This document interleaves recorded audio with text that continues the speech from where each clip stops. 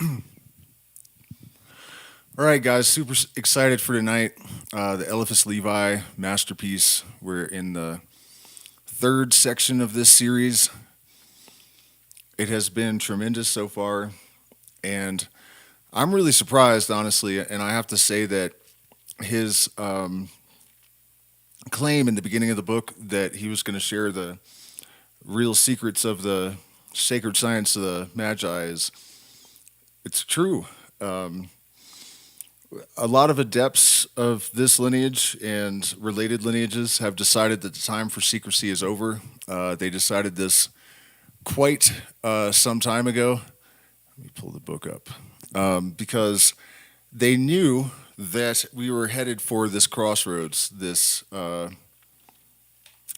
chaostrophe that we are immersed in the present moment. And Aristotle, all the way back in the third century, when the consulate banned the mysteries, remarked that humanity will be lost without the mysteries. And it is indeed the knowledge that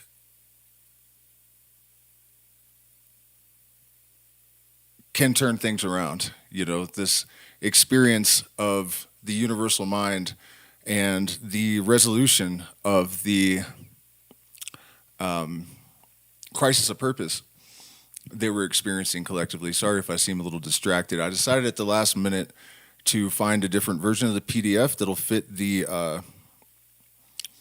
vertical, but I did not think to find our place, so I'm doing that now.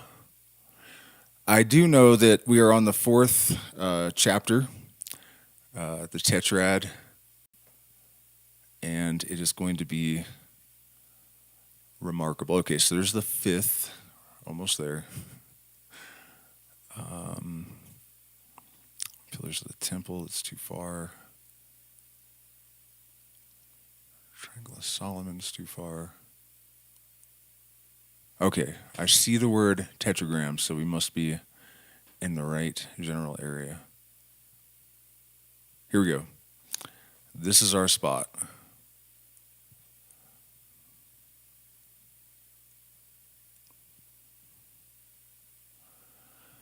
I guess, actually, let me check in with the chat real quick before we jump into the book and make sure things are kosher and see if anybody has any questions or comments before we get started. Also, we are still in fundraising mode, trying to offset medical expenses for surgeries and resulting other corollary damage from these health problems. And also, we're trying to build this channel up, so we do appreciate your support. I don't see anyone saying that the audio is bad, so I guess we're good. And also, we are booking for events for April in the Sacred Valley, May in Manu in the jungle, and also for the Climax event, which will also be in the Sacred Valley, where we are going to go to the highest possible point for the peak of the solar storms and drink San Pedro. And there's a lot of other preparations we're going to do to get ourselves in a prime state for receiving the solar consciousness, basically. So yeah, let's just jump right in here. The tetragram, Gebera Chesed Porta Laborum Elementa.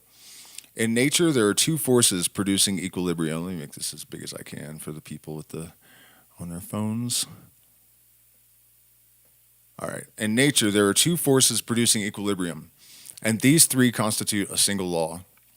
Here, then, is the triad resumed in unity, and by adding the conception of unity to that of the triad, we are brought to the tetrad, the first square and perfect number, the source of all numerical combinations, and the principle of all forms. Affirmation, negation, discussion, solution. Such are the four philosophical operations of the human mind. Discussion conciliates negation with affirmation by rendering them necessary to each other. In the same way, the philosophical triad, emanating from the antagonism of the duad, is completed by the tetrad, the foursquare ground of all truth. We got into this to some extent in the second segment. So I don't really feel like we need to go through it a whole bunch again, but just, quickly. He's basically talking about how you have the two opposing forces that have an antinomy, and that antinomy creates a third thing. So if you have two notes interacting, the third thing it creates is harmony. Or in Western music, we have a triad, which is three notes. So you have the duad, the one and the three, and those are completed or informed or stabilized by the fifth, the third note. But in order to really complete it, to explain it, you add the seventh degree. And it's not necessary. In the same way that there are really three elements: fire, air, and water. Earth is really an aggregate of the others. And the four fundamental forces of physics. Gravity is a consequence of the other three. And so this is one of those wonderful examples of as above, so below, the one thing doing one thing. It's an elucidation of the holographic principle of the universe, and a lot more. So just wanted to touch on that before we go any deeper. Oh, and the principle of all forms. Yeah, I mean, he did put it that way, that these three things and then the fourth that stabilizes and informs and explains them, the principle of all forms. It's true. It's the elements, the four fundamental forces of physics. Music works this way. Affirmation, negation. Oh, we read that. Discussion. We read that as well. Sorry. In the same way, the philosophical triad emanating is completed by. Okay. According to the consecrated dogma, there are three persons in God, and these three constitute only one deity.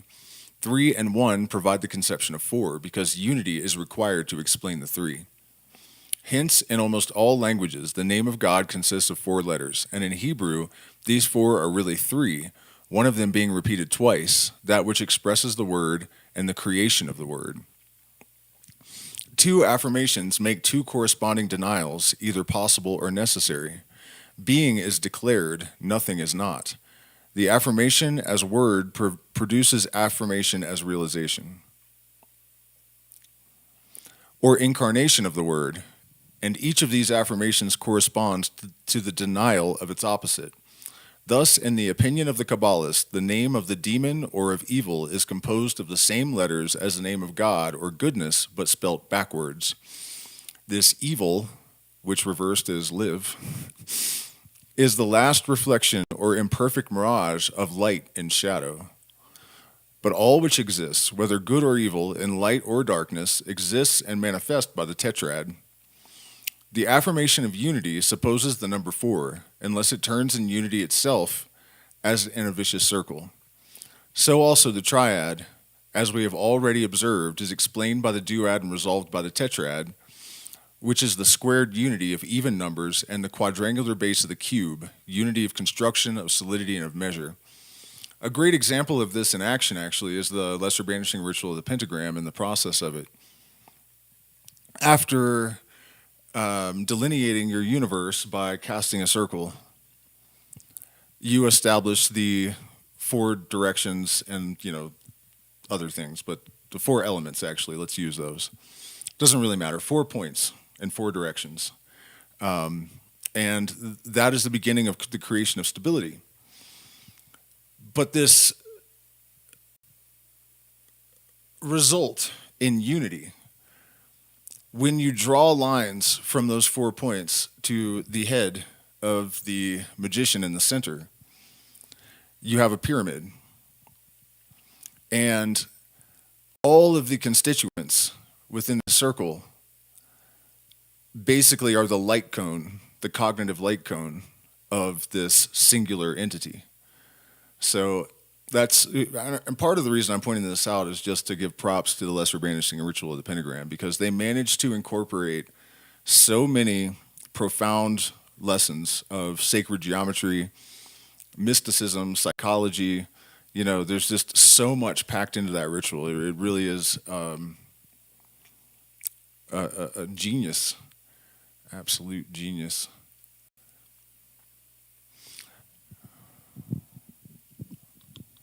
The affirmation of unity supposes the number 4 unless it turns in unity itself as in a vicious circle.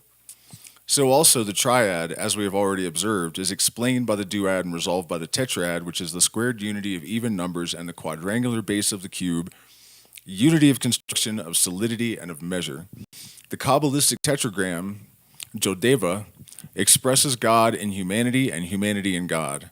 The 4 astronomical cardinal points are, relative to us, the yea and the nay of light, east and west, and the yea and the nay of warmth, south and north. As we have already said, according to the sole dogma of the Kabbalah, that which is in visible nature reveals that which is in the domain of invisible nature, or secondary causes are in strict proportion and analogous to the manifestation of the first cause. So is this first cause invariably revealed by the cross, that unity made up of 2, that key to the mysteries of India and Egypt, the Tao of the patriarchs, the divine sign of Osiris, and the Staros of the Gnostics. It's funny, I was just talking to somebody about that a couple of hours ago.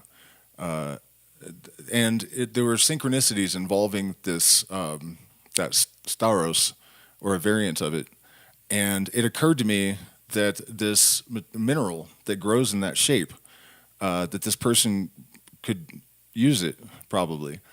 And it turned out that it actually occurs naturally relatively close to where he lives. So that was a trip.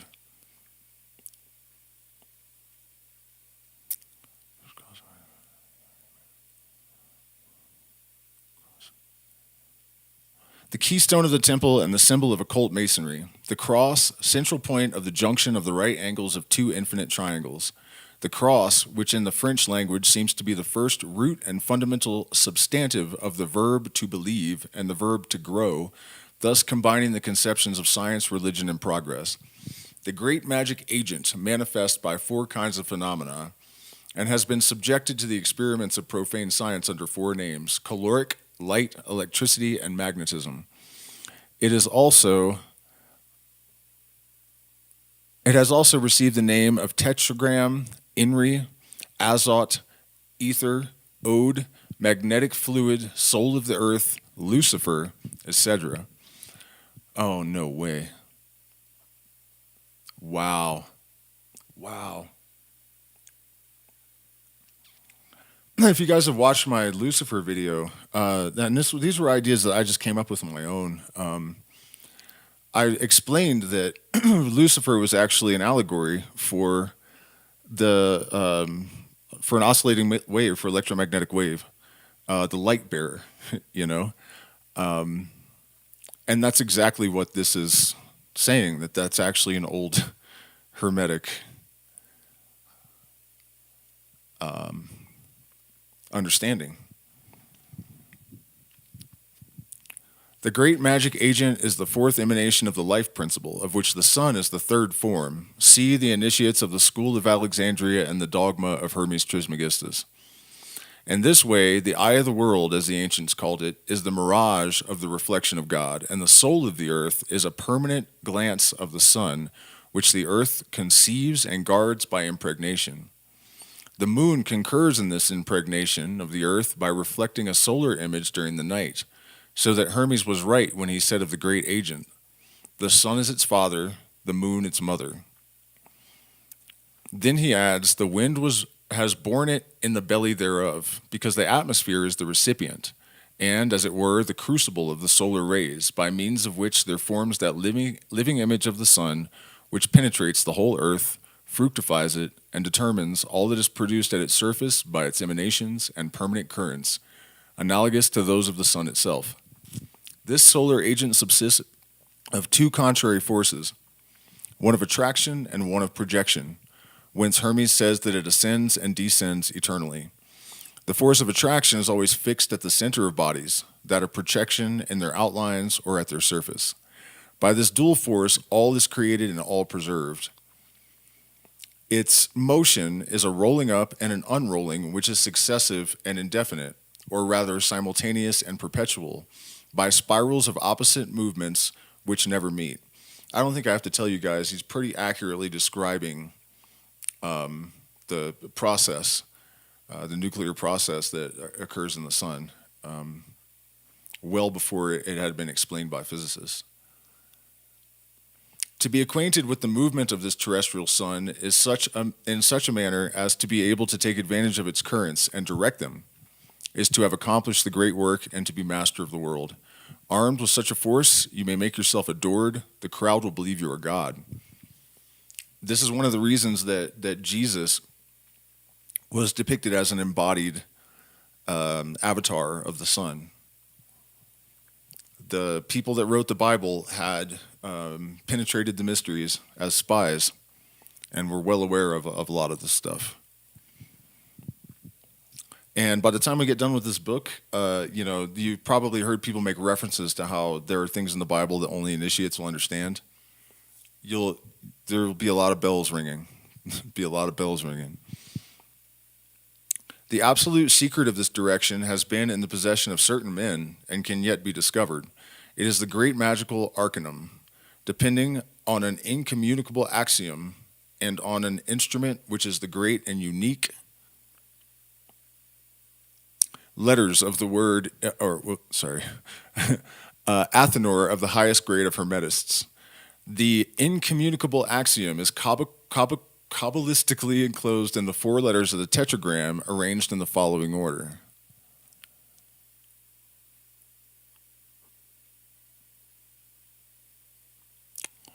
It's the tetragrammaton is how we would know it, Yod He Vav He.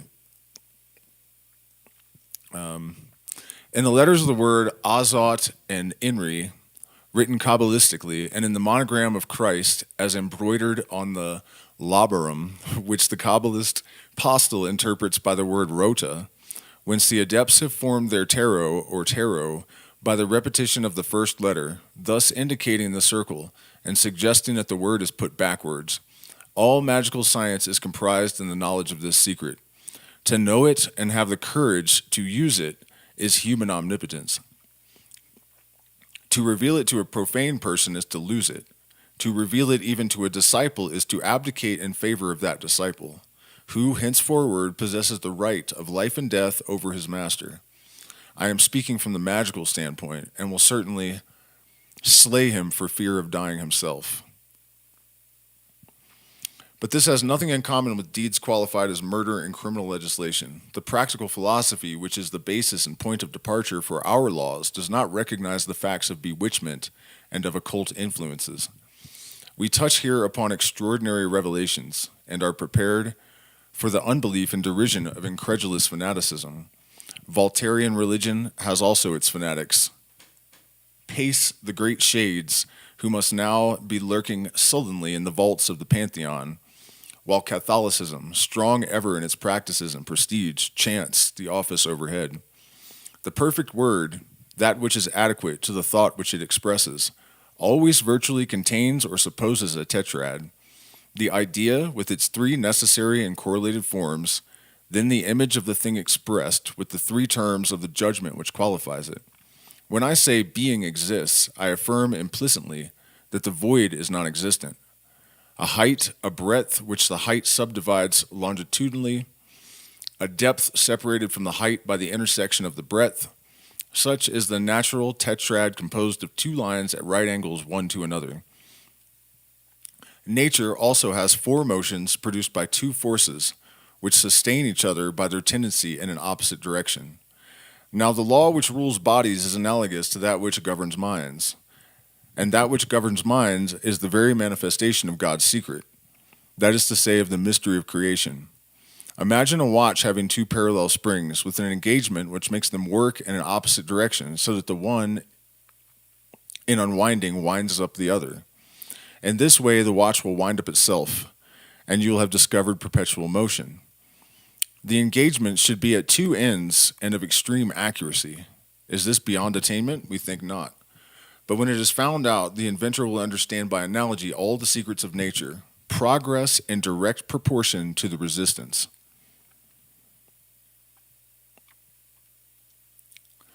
This is extremely problematic for a lot of reasons, not the least of which is that what's being implied is that all things create their opposites, and that, if you just follow that thread to its logical conclusion,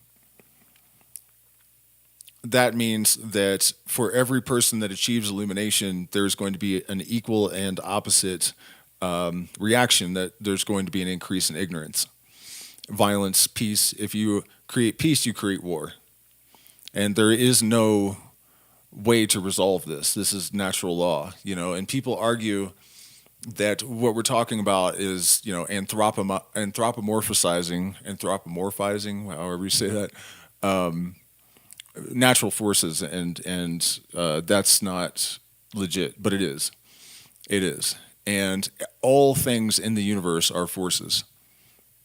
When he mentioned that the laws of the universe also govern the minds of men, this is something that is lost on the overwhelming majority of people, that all systems are subject to these laws, and the forces that give rise to them, their constituent elements, are governed by those forces. So if you need to understand it that way, you can.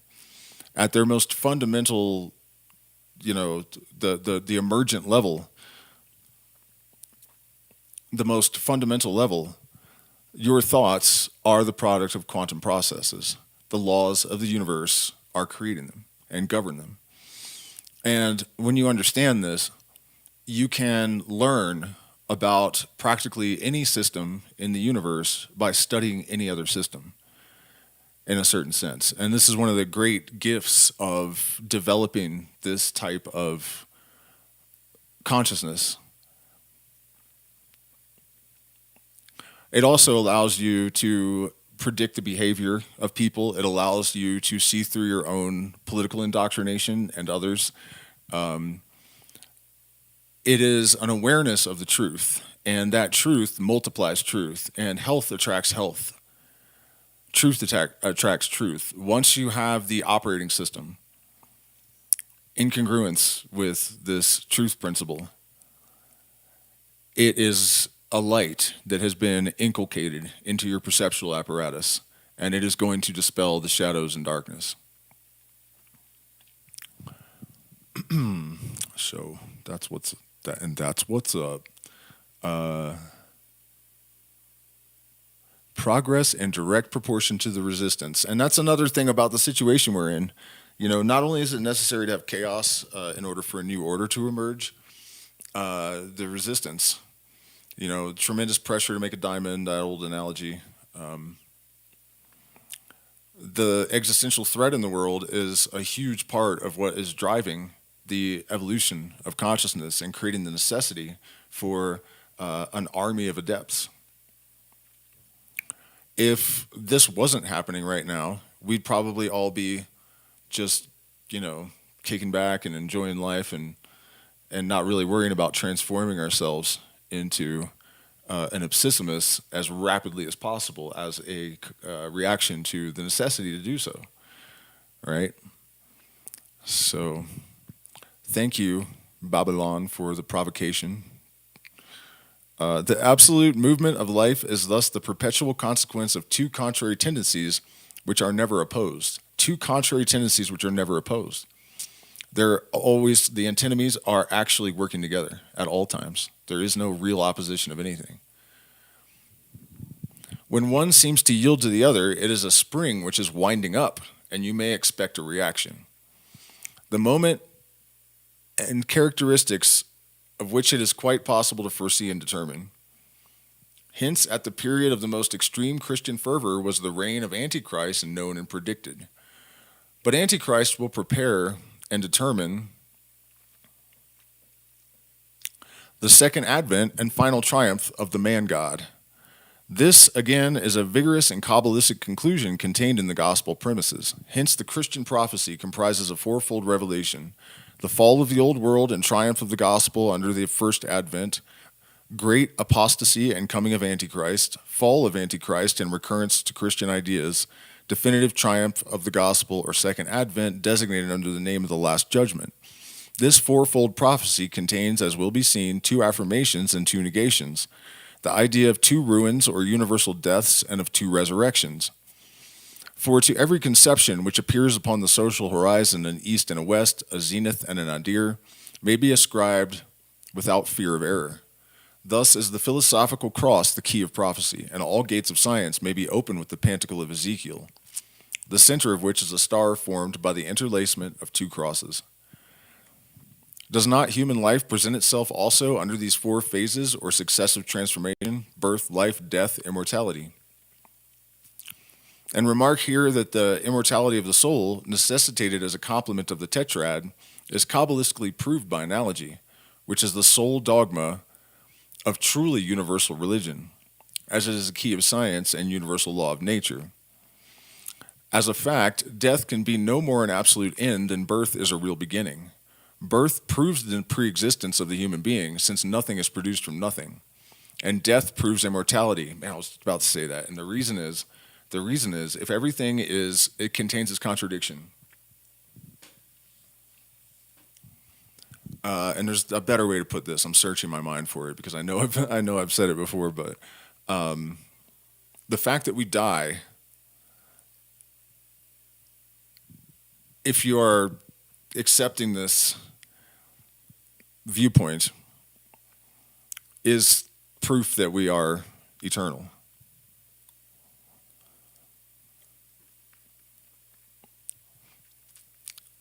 So, and, it's obviously the only real proof would be to actually die, but this, could you call it a philosophy?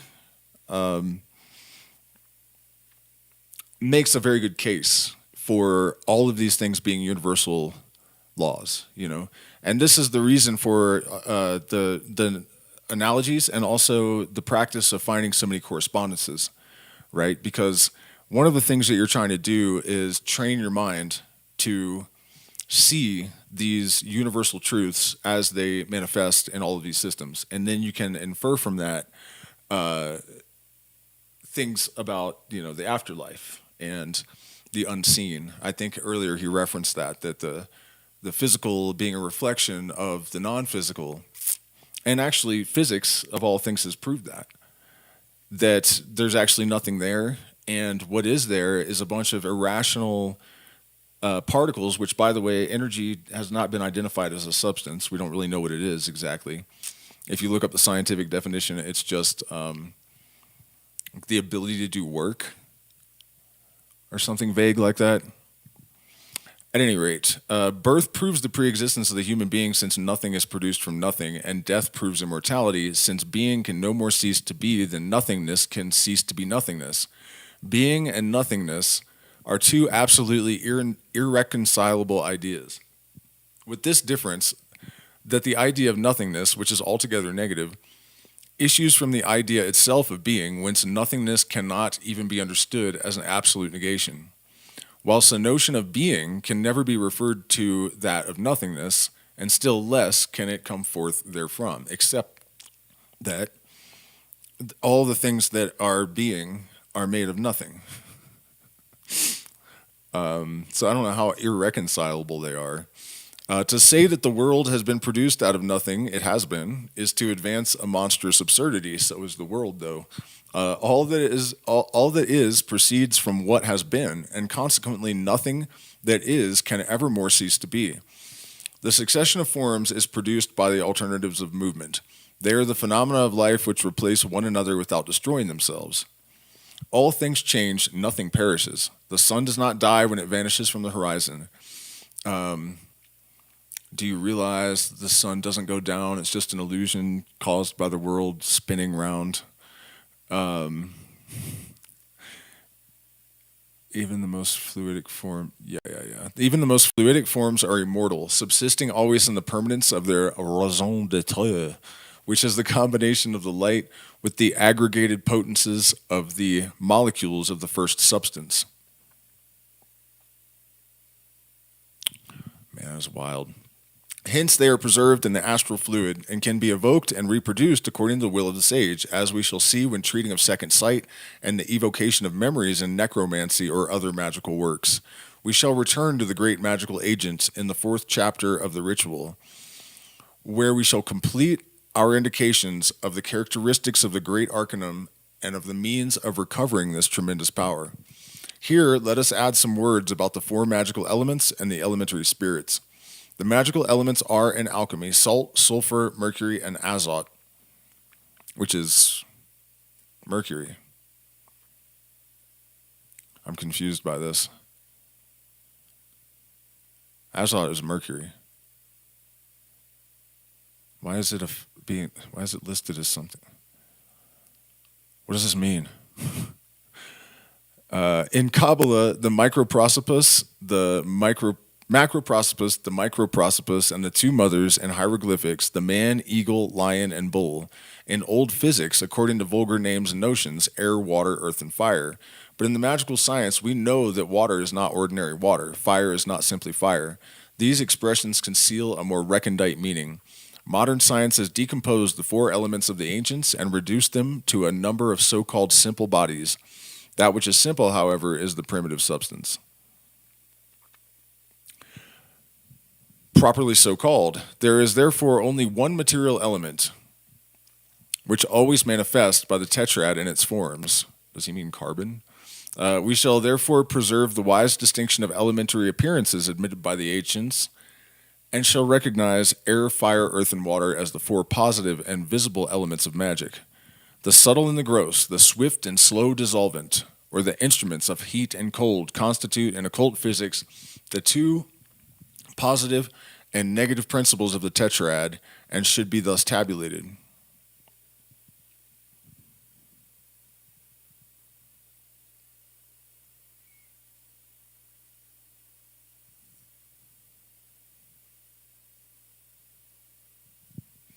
Thus, air and earth represent the male principle. Fire and water are referable to the female principle.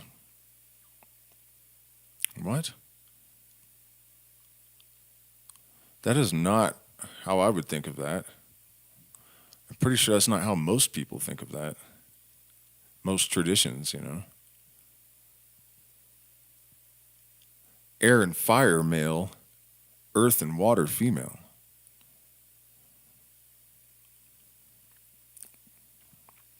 Confused. Are referable to the female principle, since the philosophical cross of pentacles, as already affirmed, is a primitive and elementary hieroglyph of the lingam of the gymnosophists. To these 4 elementary forms correspond the 4 following philosophical ideas: spirit, matter, motion, rest.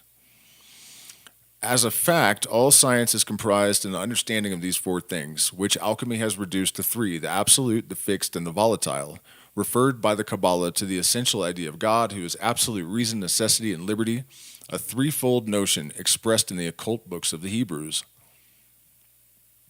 Absolute reason, necessity, and liberty. The real Trinity. Under the names of Keter, Chachma, and Bina, for the divine world of Tiferet, Chesed, and Geburah in the mortal world, and of Yesod, Had, and Netzach in the physical world, which together with the moral is combined in the idea of the kingdom or Malkut.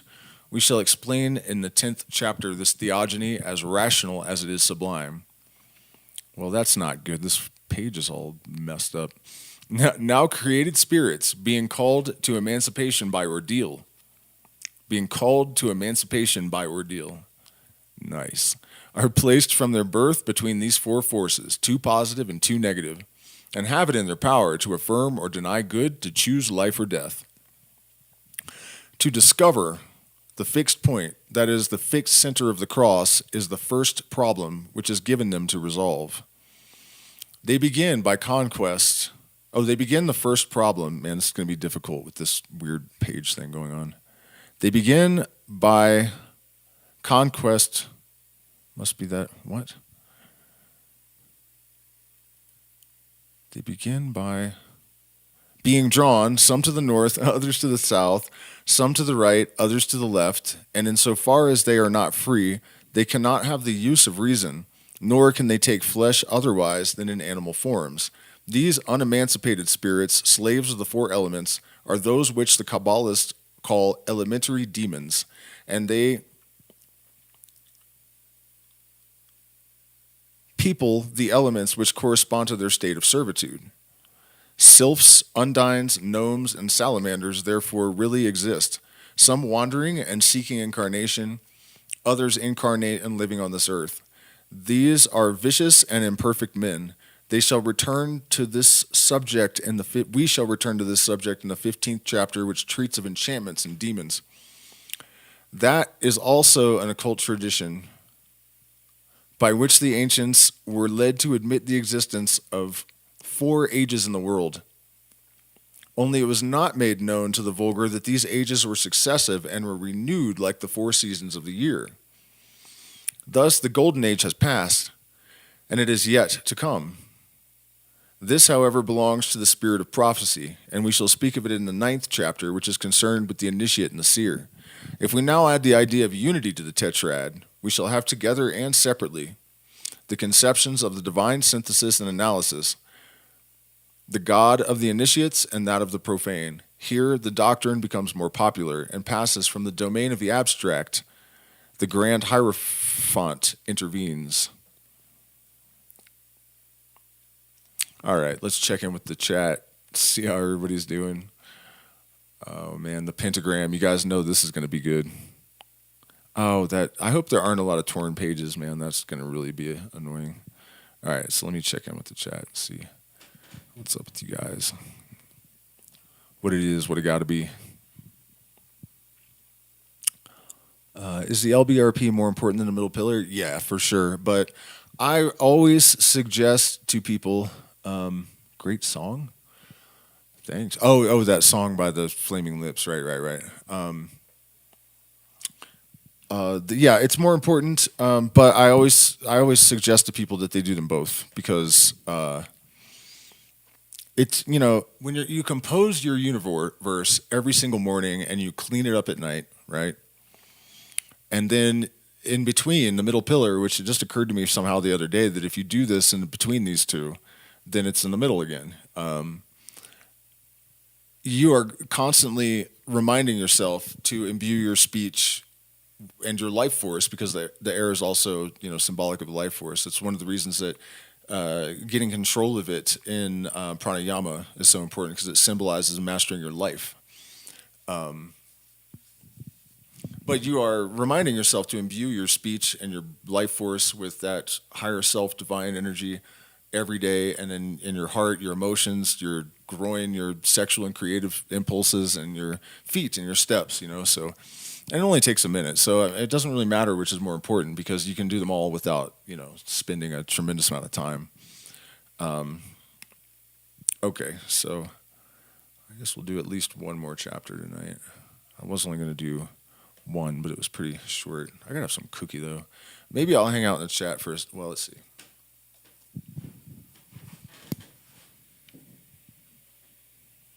Oh no. No water?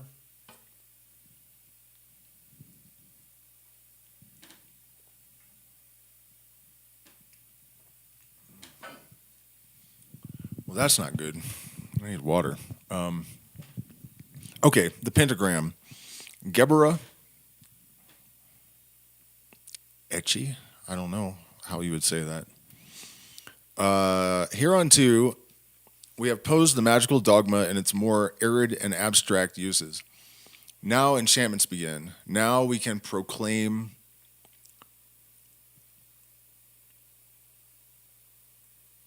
wars and reveal the most secret things. The pentagram signs and reveals the most secret things. The elements and man, this is just you know what? We're going to have to use the other book, at least for this page here. I can get out of here. Luckily, I already have it open.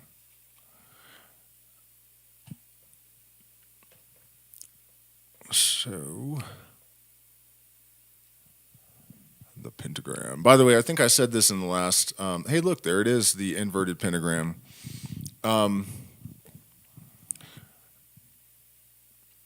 the pentagram is often associated with evil and demonic energy and all that sort of thing, but with the point upwards, it is a symbol of the redintegration of the light back to the source.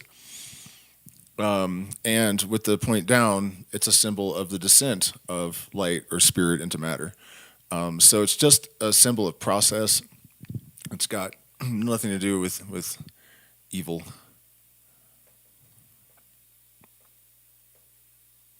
Oh, is that as big as it gets? Oh, no, there we go. It just lagged. Come on, man.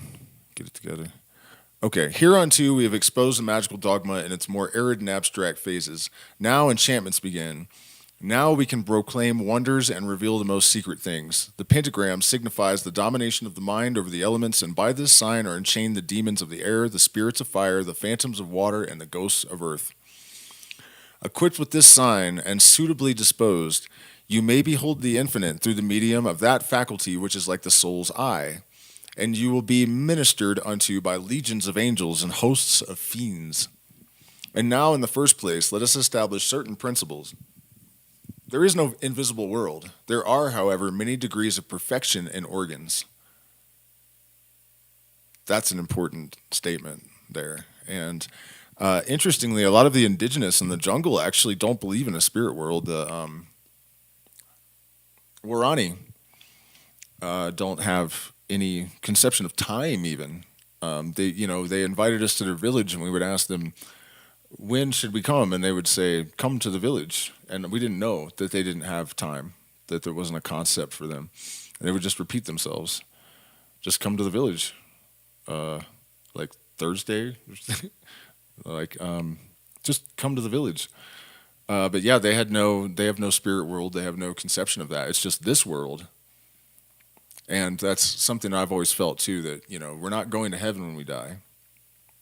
It's either back here or, in a phase that is more just like a finer spectrum of radiation, the plane of pure consciousness, you could think of it. But it's not exactly like an invisible world. The body is the coarse and, as it were, the perishable cortex of the soul. The soul can perceive of itself and independently of the mediation of the physical organs by means of its sensibility and its diaphany, the things both spiritual and corporal which are existent in the universe. Spiritual and corporal are simply terms which express the degrees of tenuity, or density in substance. That's exactly what I was just fucking saying. What is called the imagination within us is only the soul's inherent faculty of assimilating the images and reflections contained in the living light. Man. What is called the imagination within us is only the soul's inherent faculty of assimilating the images and reflections contained in the living light, which is the great magnetic agent. These images, and man, shit is wild. These images and reflections are revelations when science intervenes to reveal us their body or light.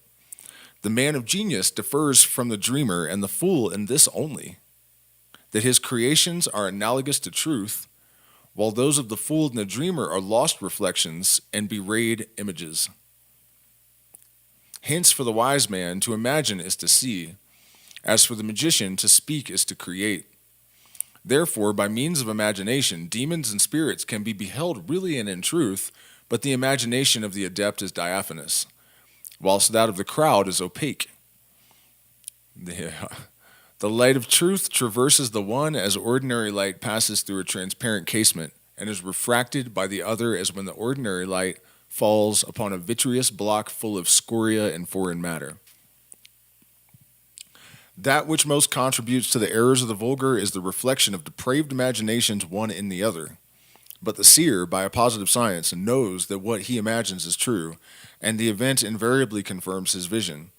We shall state in the ritual after what manner this lucidity can be acquired. And you know what? I almost hate to say this out loud, but I have basically proof of this.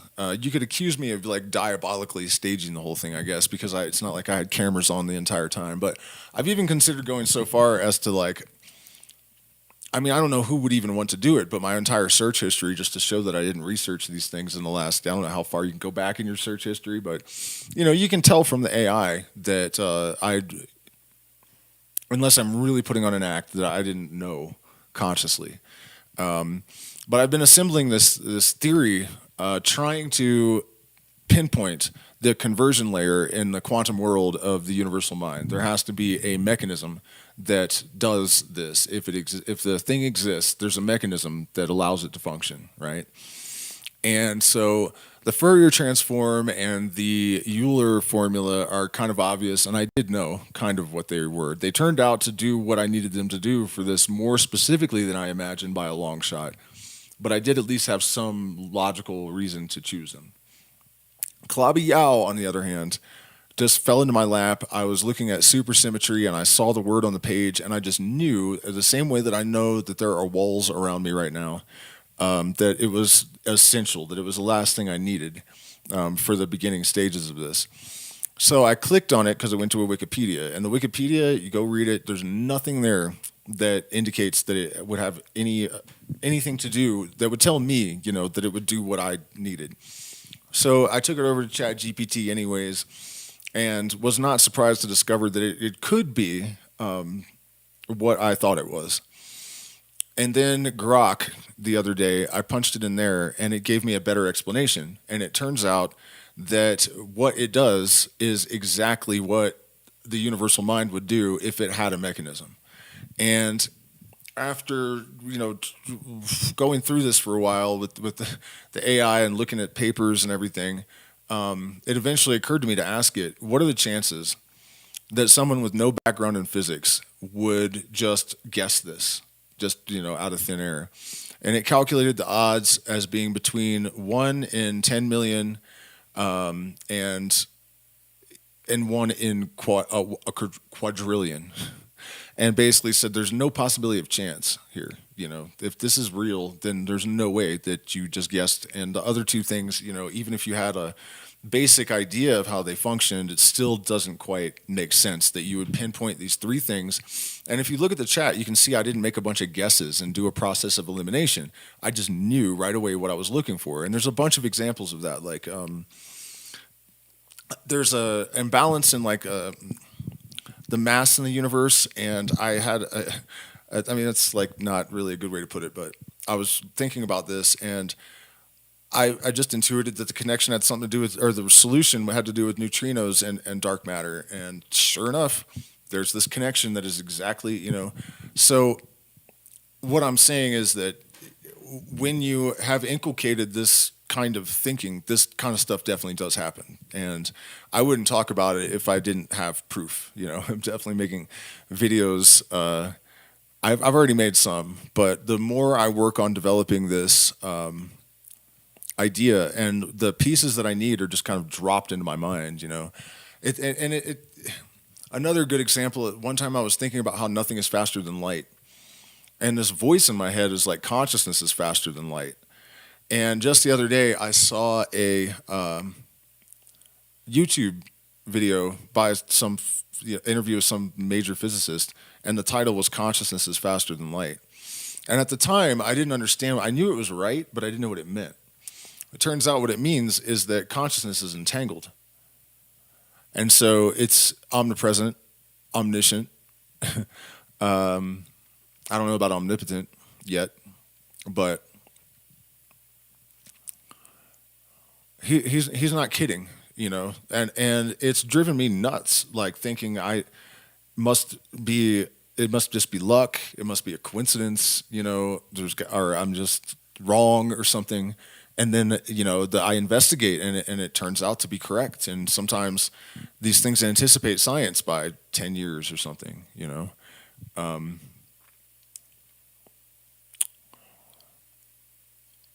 There's a lot to unpack there, and I'm almost like dazed to just trying to think about it, and also finding a lot of the stuff that we've encountered tonight. The Lucifer theory that I had, and to find that's an old Hermetic. That the electromagnetic wave, basically, this ether, that they actually called it Lucifer and thought of it in that way. It's wild. for me to see this stuff. Yeah. It is by means of this light that static visionaries place themselves in communication with all worlds, as so frequently occurred to Swedenborg. Who is this Swedenborg? I gotta look this guy up. Who, notwithstanding, was imperfectly lucid. I know that feeling. Seeing that he did not distinguish reflections from rays, and often intermingled chimerical fancies with his most admirable dreams. We call those wish demons in more modern times, and that is one of the hardest things about being a true initiate. You know, you will receive, and I mean, there's so many things I could say about this in terms of things that I've done that require, or experienced situations I put myself in that require what we call parapsychological capacities.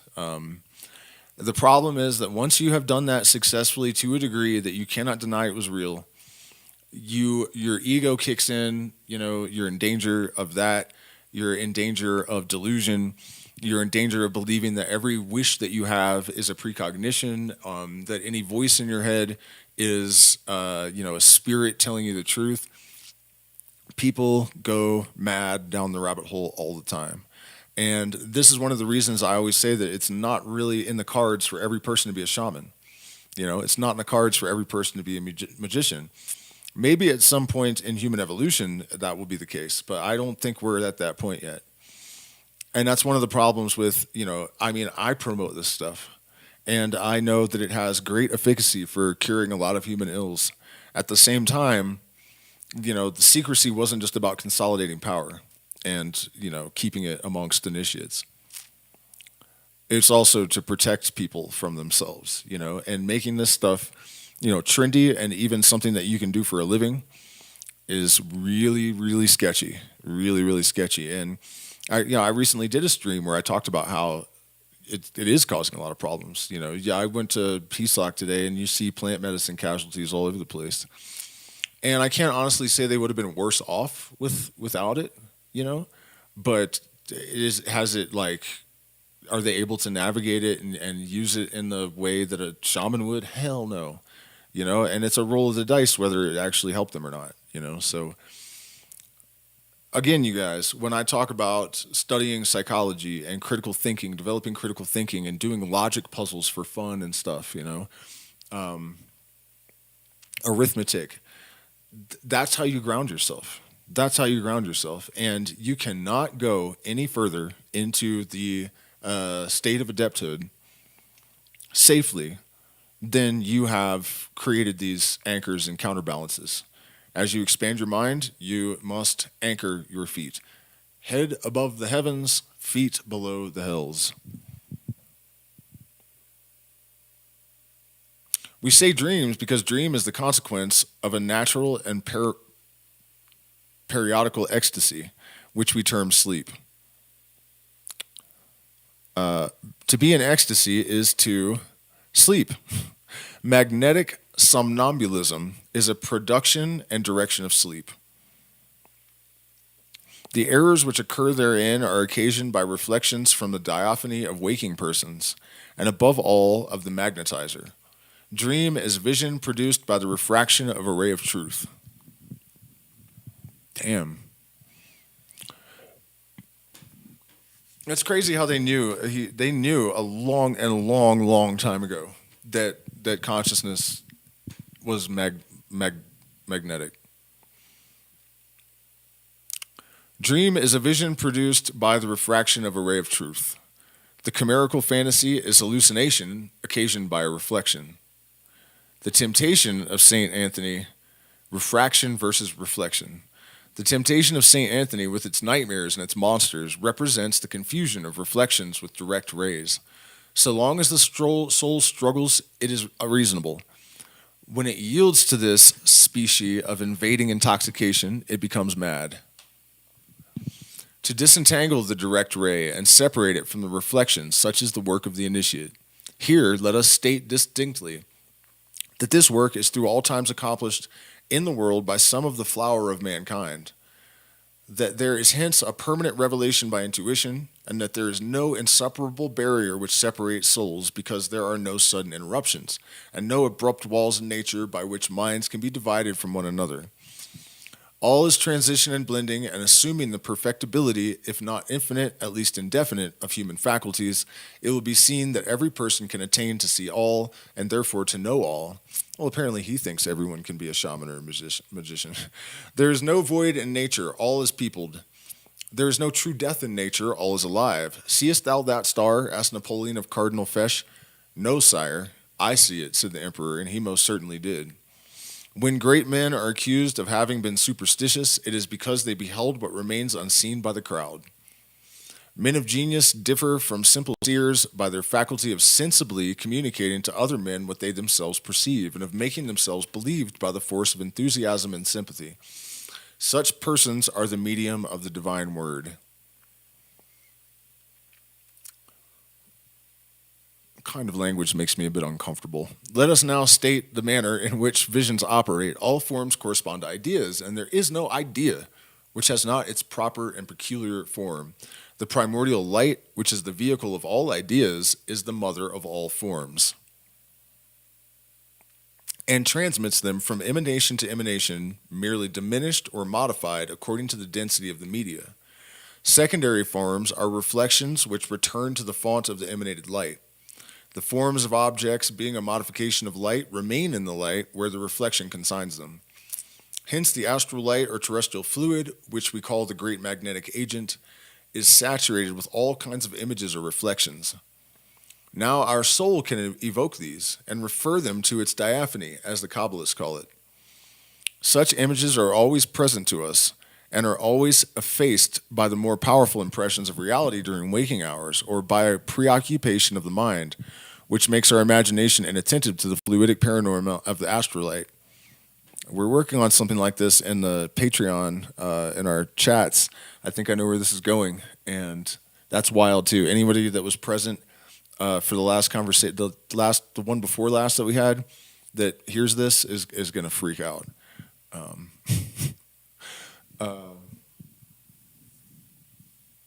I won't talk about it yet, though. Oh, yeah, by the way, join the Patreon. We need support in order to take over the world, which is basically what our agenda is. Whether directly or indirectly, through subtlety or force. Seriously, we need to blow up our numbers and have a real presence on the world stage. None of us are famous enough to say all this shit, on a major mainstream platform. That needs to happen, So if it's not me that you support, find somebody else like me and support them. Or if you are someone that is in a position to do that, try to convince people to support you. But we need unity, and we need, unfortunately, some of the conditions in this world are dictated to us and not by us. And one of those is that we have to have money in order to have any kind of impact and influence. People try to argue about that, and show me. You can't show me, because it doesn't happen. That is the way up, through, around, or over. You have to pay for it, or you're not going anywhere. And also, I need surgeries, so if you don't want us to not continue to make content, then supporting us is very helpful. Very, very helpful. You can at least please hit the like button, share, subscribe, and make sure you turn on your bell notifications so that you don't miss anything. When we sleep, this spectacle presents itself spontaneously before us, and in this way dreams are produced. Dreams vague and incoherent, if some governing will do not remain active during the sleep, giving even unconsciously to our intelligence a direction to dream, and which then transforms into vision. Animal magnetism is nothing else but an artificial sleep produced by the voluntary or enforced union of two wills, one of which is awake while the other slumbers. That is, one of which directs the other in the choice of reflections for the transformation of dreams into visions, and the attainment of truth by means of images. Thus, somnambulists do not actually travel to the place where they are sent by the magnetizer. They evoke its images in the astral light and can behold nothing which does not exist in that light. The astral light has a direct action on the nerves, which are its conductors in the animal economy, transmitting it to the brain, whence also in the state of somnambulism, it is possible to see by means of the nerves without being dependent on radiant light, the astral fluid being a latent light, in the same way that physics recognizes the existence of a latent caloric. I can explain that a little bit more succinctly, I think. So everything is entangled, right? Your consciousness is entangled with everything. It's really everything's really all in one place, anyways. Yeah, you know, the holographic thing. The all is in the all. But basically, what he's saying is, if you think about how physicists say that no information is lost at the quantum level, right? Like if you burn a book, every single word that was written in it still exists in the 0 point field. And so when you're dreaming, the interactions that you can have with a place are something along those lines, that you are able to interface with things on that level. And so the other day, I woke up after having a dream that I shot an iguana, and the first thing I heard was a video of cops raiding a house in Florida, and they're like, "Are there any dangerous iguanas in here that are going to attack us?" And you know, why? What the hell? Like, really? I wake up from a dream where I just shot an iguana and get attacked by an iguana, and then I wake up to cops like worrying about getting attacked by iguanas. It does not make any sense, but it happened. And so it occurred to me that because everything is reinforced or amplified right now because of the solar storms, which will continue to increase until July, and that's why we're having our final retreat event well, it's either June or July. We have to narrow it down, but it's going to be end of June, early July, either way. Anyways, this provoked me to think about that perhaps we could start to plant things in our dreams, and they have to be things that are, you know, possible, but improbable. And then after a few weeks of practicing this, we would all choose something collectively and focus this and put this in our dreams and see if we could make a bigger impact than the little thing that we were able to apparently exert our will. And these things happen more from the subconscious, right?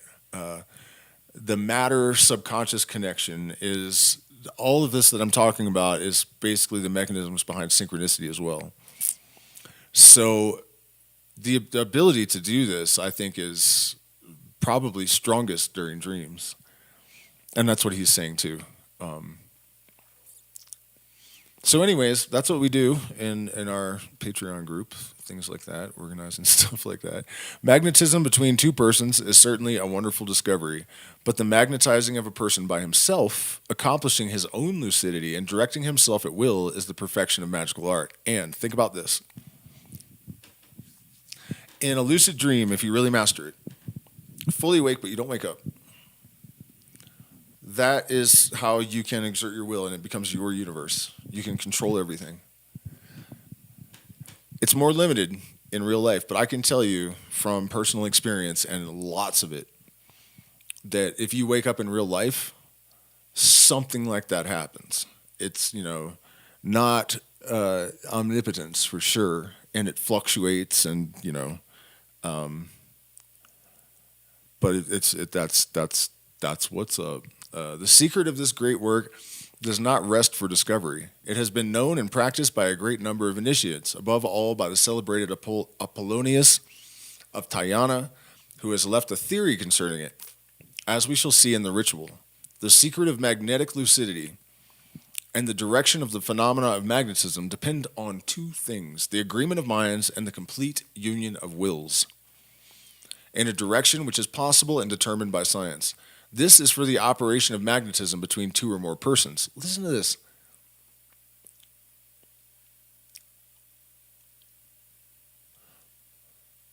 Solitary magnetism requires preparations of which we have spoken in our initial chapter, when enumerating and establishing in all their difficulty the essential qualities of a veritable adept. In the following chapters, we shall further elucidate this important and fundamental point. The empire of the will over the astral light, which is the physical soul of the four elements, is represented in magic by the pentagram, which we have set at the head of this chapter. The elementary spirits are subservient to this sign when employed with understanding, and by placing it in the circle or on the table of evocations, they can be rendered tractable, which is magically called to imprison them. Let us briefly explain this marvel. All created beings communicate with one another by signs, and all adhere to a certain number of truth expressed by determinate forms. The perfection of forms increases in proportion to the detachment of spirits, and those that are not overweighted by the chains of matter recognize by intuition out of hand whether a sign is the expression of a real power or of a precipitate will. The intelligence of the wise man therefore gives value to his pantacle, as science gives weight to his will, and spirits comprehend this power immediately. Thus, by means of the pentagram, spirits can be forced to appear in vision, whether in the waking or sleeping state, by themselves leading before our diaphany their reflection, which exists in the astral light, if they have lived. What happened to my cursor? Okay. If they have lived, or a reflection analogous to their spiritual logos if they have not lived on earth. This explains all visions and accounts for the dead invariably appearing to seers, either such as they were upon earth or such as they were in the grave, never as they subsist in a condition which escapes the perceptions of an actual organism.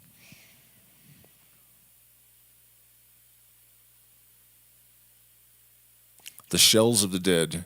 Pregnant women are influenced more than others by the astral light, which occurs in the formation of the child and perpetually offers them reminiscence of the forms which abound therein. That is true too, and they just photographed it for the first time recently. That at the moment of conception, there is a flash of light. No way he could have seen that.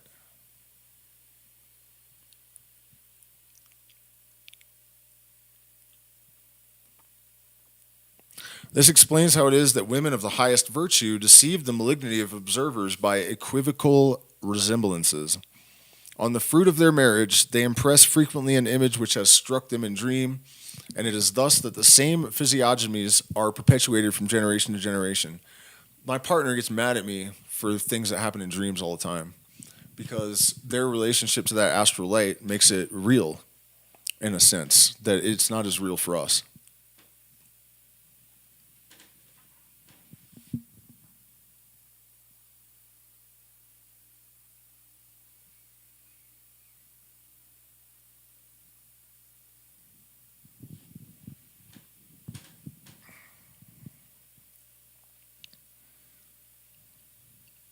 The Kabbalistic usage of the pentagram can therefore determine the appearance of unborn children. And an initiated woman might endow her son with the characteristics of Nero or Achilles as much as with those of Louis XIV or Napoleon. We shall indicate the method in our ritual. The pentagram is called in Kabbalah the sign of the microcosm, that sign so exalted by Goethe in the beautiful monologue of Faust. Ah, how do all my senses leap at this sight? I feel the young and sacred pleasure of life bubbling in my nerves and veins. Was it a god who traced this sign which stills the vertigo of my soul, fills my poor heart with joy, and in a mysterious rapture unveils the forces of nature around me? Am I myself a god? All is so clear to me. I behold in these simple lines the revelation of active nature of my soul. I realize for the first time the truth of the wise man's words. The words of spirits is not closed. Thy sense is obtuse, thy heart is dead. Arise, bathe, O adept of science, thy breast still enveloped by an earthly veil in the splendors of the dawning day. On the 24th of July in the year 1854, the author of this book, Eliphas Levi, made experiments of evocation with the pentagram. We should check the astrological giggities for that day and see when they happen again. Dude knew what he was doing. The pentagram, after due preparation by all the ceremonies which are indicated in the 13th chapter of the ritual. The success of this experiment, details of which, as regards to its principles, will be found in the corresponding chapter of this, our doctrinal part, establishes a new pathological fact, which men of true science will admit without difficulty. The repeated experience, and all three times, gave results truly extraordinary, but positive and unmixed with hallucination. We invite skeptics to make a conscientious and intelligent attempt before shrugging their shoulders. Wait a minute. Okay, so it just happened again, right? I said, we should do this, and he's like, and by the way, you guys should try to do this. Oh my gosh. It took me a second to realize that was actually happening. The figure of the pentagram, perfected in accordance with science and used by the author in his experiment, is that which is found at the head of this chapter, and it is more perfect than any in the Keys of Solomon or in the magical calendars of Tycho, Brahe, and Duchanteur. We must, however, remark, Duchantau, maybe? I don't know. We must, however, remark that the use of the pentagram is most dangerous for operators who are not in possession of its complete and perfect understanding. The direction of the points of the star is in no sense arbitrary and may change the entire character of the operation, as we shall explain in the ritual. Paracelsus, the innovator in magic, who surpassed all other initiates in his unaided practical success, affirms that every magical figure and every Kabbalistic sign of the pentacles which compels spirits may be reduced to two, which are the synthesis of all others, and these are the sign of the macrocosm, or the seal of Solomon, the form of which we have already given and now reproduce here, and that of the microcosm, more potent even than the first, that is to say, the pentagram, of which he provides a most minute description in his occult philosophy. If it be asked how a sign can exercise so much power over spirits, we inquire in return why the whole Christian world bows down before the sign of the cross. The sign is nothing by itself and has no force apart from the doctrine of which it is the summary and the logos. Now, a sign which sums, by their expression, all the occult forces of nature, a sign which has ever exhibited to elementary spirits and others a power greater than their own, naturally fills them with respect and fear and enforces their obedience by the empire of science and of will over ignorance and weakness. By the pentagram also is measured the exact proportions of the great and unique athanor necessary to the confection of the philosophical stone and the accomplishment of the great work. The most perfect alembic, in which the quintessence can be elaborated, is conformable to this figure, and the quintessence itself is represented by the sign of the pentagram. Damn, y'all, this is just gangster.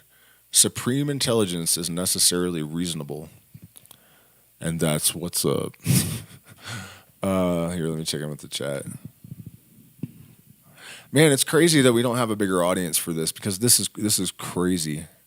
People need to hear this shit. Do you ever experience sleep paralysis? Oh, hell yeah, I have, man. I used to be totally convinced it was a demon swinging me around the room, because it just, it felt like something grabbed me by the legs. So would that mean women shamans are more common? No, they're not. And they never were. Except, well, we'll get into that. There are phases, and I think that, reflections, right? We were talking about reflections versus refractions. Men dominating during certain periods is a refraction of truth. It's not necessarily about, how do they say it? I don't know. Let's call it male dominant, toxic masculinity or whatever, right? It's not about that. There was a period of matriarchy that preceded it, and these are phases of humanity's development. Oh, I forgot. I have my screen sharing on. I should put this back. So, there are not very many male shamans traditionally, and just cultures have different, there are variations, but overall around the world, no. Not during this period, but I'm willing to bet during the matriarchal period there was almost nothing but women shamans. In fact, there are some cultures like the Hunikuan where there are groups of women that are sort of on a feminist trip, and they're demanding that they're allowed to be shamans, even though they're not by their tradition. We were supporting a few of those. And I'm not taking a position on this, by the way. I think we're actually merging the sexes. A lot of right-wingers are going to hate to hear that, but I think, what happens is the one becomes the multitude, right? One soul divided, the union may come. And then it comes back together, redintegrates is the word, actually. Returning something to a former state. So the original unity was nothingness, but once it became duality, it's really still one being, is what I'm saying. It's an androgynous thing. That's why the goat of Mindy's, Baphomet, is androgynous, right? So the destiny of mankind is to be unisex, almost without question. And this upsurge in gender fluidity and whatnot, it is being used by the overlords to piss people off. But it's not unnatural either. And Aleister Crowley predicted that this would happen in 1904 and even gave a timeline. 100 years from now, people will be becoming extremely bisexual and epicene, which means gender fluid or non-binary. You know what I mean? That's the one becomes, it splits and it reconvenes. That's what's going on. You know, that's what everything does. So, women were always witches and whatnot during this period. And these girls, these Hunikuin, that are rebelling against the male status quo, the women in the tribe have always known the practices of shamanism, but they were not allowed to be the village shaman. So, I guess it depends on what you meant by that. In terms of tradition, are women shamans more often? I think a lot of women have a lot of these capacities without even really realizing it. The intuition of women they talk about. And I think a lot of these things are also getting ruined by culture and chemicals. And, I see less and less evidence of women legitimately being tuned into these things and being more like new agey flakes that think they're tuned into these things and aren't. That seems to be the norm, unfortunately. But I guess it's a complicated answer. It is true that they're naturally predisposed to intuition, and they are trying to attract. When Crowley said that woman has no soul, he did not mean it's a bad taste joke, right? But that's not what he was talking about. They say female stars pull inwards and male stars project, so black holes versus stars of light, right? So the women have this magnetic pull, and part of that magnetic pull is pulling electromagnetic field resonances that contain information and patterns. And most of the time that goes directly into the subconscious, but every now and then it emerges in the conscious mind. And this happens to everyone, but to different people sometimes more often. And these kind of practices and this kind of knowledge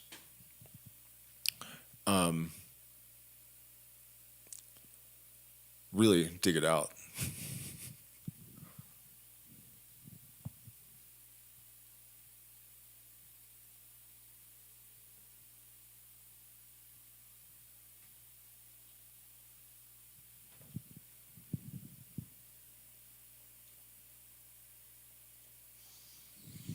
I don't even know if I'm going to keep going with this tonight because I almost feel like I should have done all of these separately and taken more time with each one, but I'm going to repost them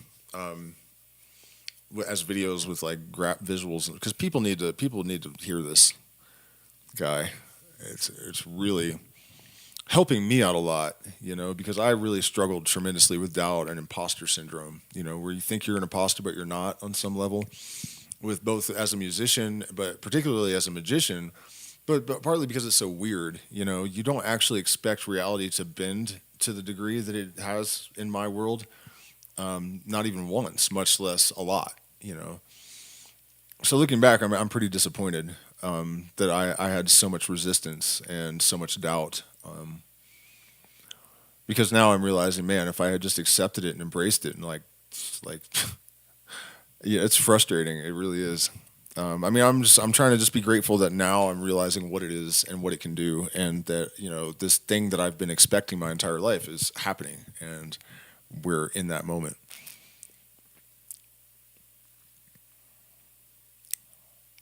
Instead of dwelling on the past.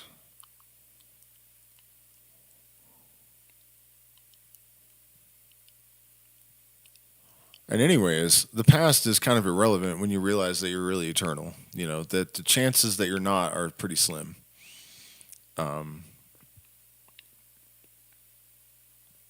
In fact, I used to say that I had problems with reincarnation because, how does the soul find like an egg at just the right moment, that's right at the moment of conception, or how does it just seems a bit ridiculous. But then if you think about the holographic nature of reality, which is now supported by the way that information is dispersed around the event horizon of black holes, that problem's kind of solved too. There isn't anywhere to go. There's this old Grateful Dead song. He says, when I was just a little young boy, Daddy said, son, you know you'll never get far. Tell you the reason if you want to know. Child of mine, there isn't really very far to go.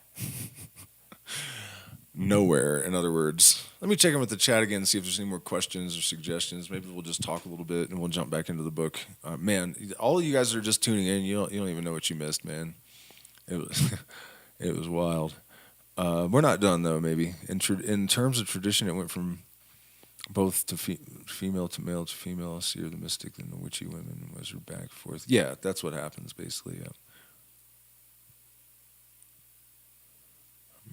Well, you can shoot me an email if you would like to have a chat. It goes from singularity, duality to potentiality. Well, it remains in duality, but I mean, at least until we transcend this realm. I'm a father of two. 2 weeks of retreat is good, yeah. We are having retreats in the jungle, in Peru, in Manu, in May, and we are having one in April, but just for like 1 or 2 people at a time. And then we're having the big climax event during the peak of the solar storms at the highest possible point in the Andes, probably at an old Incan ruin. Okay, we're getting more people showing up. I wanted to play guitar because I have a music stream coming up, but we'll do one more chapter. Because, you know, you guys took the trouble to click, so we should bust out. But, oh, man, plus I'm just a little bit stunned. You know, I haven't stopped and said things about everything that I've encountered that's, like, kind of shook me up a little bit here. But, yeah, it's getting deep. Okay, 6D, tell me about it. Magical equilibrium. Tiferet Uncas. Supreme intelligence is necessarily reasonable. God in philosophy may be only a hypothesis, but he is a hypothesis imposed by good sense on human reason. Oh, man. To personify the absolute reason is to determine the divine ideal, necessity, liberty, and reason. These are the great and supreme triangle of the Kabbalists, who name reason Keter, necessity Chakma, and liberty Bina, in their first divine triad.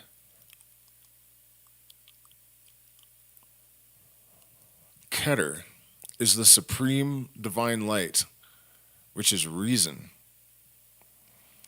Now, in light of that light, which I had aforetime, I had that light aforetime, I'm always saying, you know, this thing of abandoning logic and common sense and reasoning and critical thinking in order to navigate your metaphysics and your spiritual models, that's not it.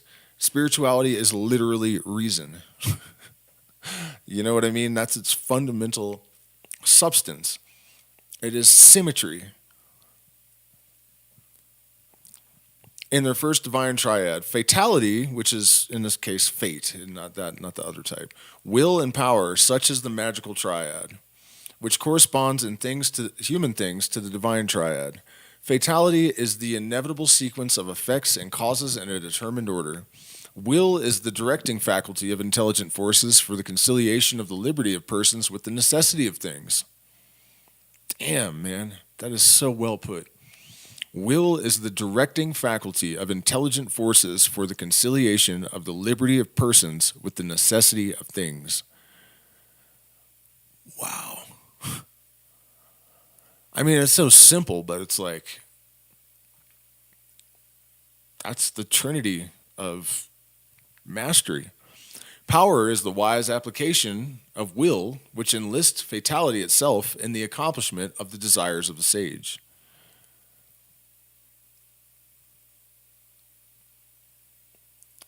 That is a good one, too. Power is the wise application of will, which enlists fatality itself in the accomplishment of the desires of the sage. When Moses smote the rock, he did not when Moses smoked the rock. He did not create the spring of water. He revealed it to the people because occult science had made it known to himself by means of the divining rod. It is in like manner with all. There's a big fucking spider walking across the wall over there, right towards my bed. Dude, no. I woke up with a swollen foot and like spider bites all over my toe and like a black and blue toe, and it was like a month ago and it's still swollen. Probably it was that guy. Where was I? It is in like manner with all miracles of magic. A law exists which is ignored by the vulgar and made use of by the initiate. Occult laws are often diametrically opposed to common ideas. Tell me about it. For example, the crowd believes in the sympathy of things which are alike and in the hostility of things contrary, but it is the opposite which is the true law, and that is facts, y'all. It used to be affirmed that nature detests the void, but it should be said that nature desires it, were the void not, in physics, the most irrational of fictions. Everything is made of nothing. Nature doesn't detest a void. It uses it to build its entire reality. What are these people talking about? The vulgar. What are they talking about? They even know. They look right at it, and they still say the opposite about so many things. If you tell them that all of these things are true and false, and it's both true and false to say that they're true and false, they will say, oh, mystical gibberish, man. Wait, you idiot, trying to sound deep, whatever. And it's like, okay, so it is and it's not. It's just mystical gibberish. Okay. So you're telling me time goes in every direction at once and also linear? So it is and it's not linear, and then matter is empty space. So it is and it's not. So where does this break down? Where does this concept of it is and it's not break down? No, nowhere. I see. Okay. So why are you laughing at us? And geniuses, man, these fucking people. In all things, the vulgar mind habitually takes shadow for reality, turns its back upon light, and is reflected in the obscurity which it projects itself. The forces of nature are at the disposal of one who knows how to resist them. Are you master sufficiently of yourself to be never intoxicated? Then you will direct the terrible and fatal power of intoxication. If you would make others drunk, possess them with the desire of drink, but do not partake of it yourself. That man will dispose of the love of others who is master of his own. If you would possess, do not give. The world is magnetized by the light of the sun, and we are magnetized by the astral light of the world. I'm telling you guys, there is no better time for us to make change in this world and in your life than right now as these solar storms are intensifying. We have until July. When it hits that peak, you better be ready. It's the apocalypse. It really is. It's literally the apocalypse, which means revelation. That's what's happening. Return of the sun god. That's what's happening. When they talk about the return of Christ, this final sunstorm, that's the moment that is prophesied in the Bible. It's not what the Christians think it is, but that's what's happening right now. And if not, we're fucked. Period. End of story. And you all know it. That which operates in the body of the planet repeats itself in us. Within us, there are three analogical and hierarchic worlds, as in all nature. Man is the microcosm, or little world, and according to the doctrine of analogies, whatsoever is in the great world is reproduced in the small. Hence, we have three centers of fluidic attraction and projection: the brain, the heart, or epigastric region, and the genital organ. Each of these instruments is double. In other words, we find the suggestion of the triad therein. Each attracts on one side and repels on another. It is by means of these apparatuses that we place ourselves in communication with the universal fluid transmitted into us by the nervous system. These three centers are, moreover, the seat of the threefold magnetic operation, as we shall explain elsewhere. When the magus has attained lucidity, whether through the mediation of a Pythoness or by his own development, he communicates and directs at will the magnetic vibrations in the whole mass of the astral light. Oh, this brings me to something I should have talked about earlier. Well, let's finish the sentence. In the whole mass of the astral light, the currents of which he divines by means of the magic rod, which is a perfected divining rod, By the aid of these vibrations, he influences the nervous system of persons surrendered to his action, accelerates or suspends the currents of life, soothes or tortures, heals or hurts, in fine, slays or brings to life. Here, however, we pause in presence of with a smile of incredulity. Let us permit it to enjoy the cheap triumph of denying what it does not know. We shall demonstrate later on that death is always preceded by a lethargic sleep and only takes place gradually, that resurrection is possible in certain cases, that lethargy is real but uncompleted death. Lethargy is real but uncompleted death. Next time you're feeling lazy, let that one hit you one time. And that the final paroxysm is in many cases subsequent to inhumation.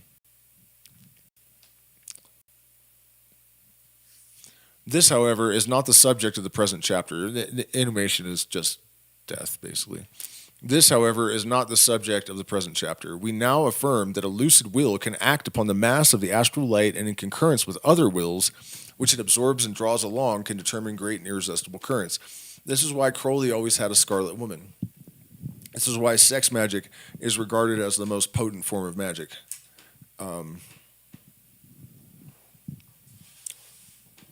Which I do not and have never practiced because I am extremely prude, really, somehow.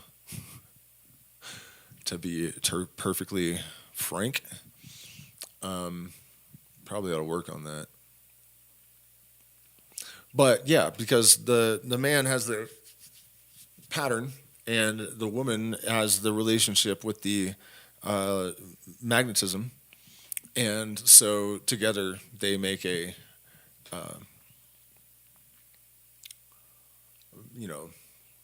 exponentially more powerful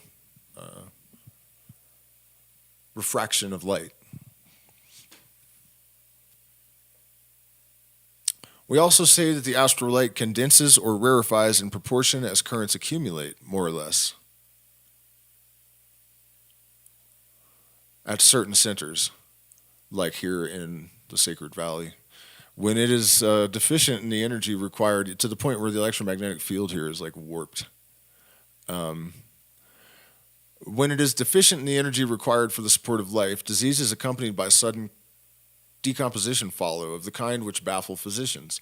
There is not other cause, by example, in the case of cholera morbus, cholera? Is it cholera morbus?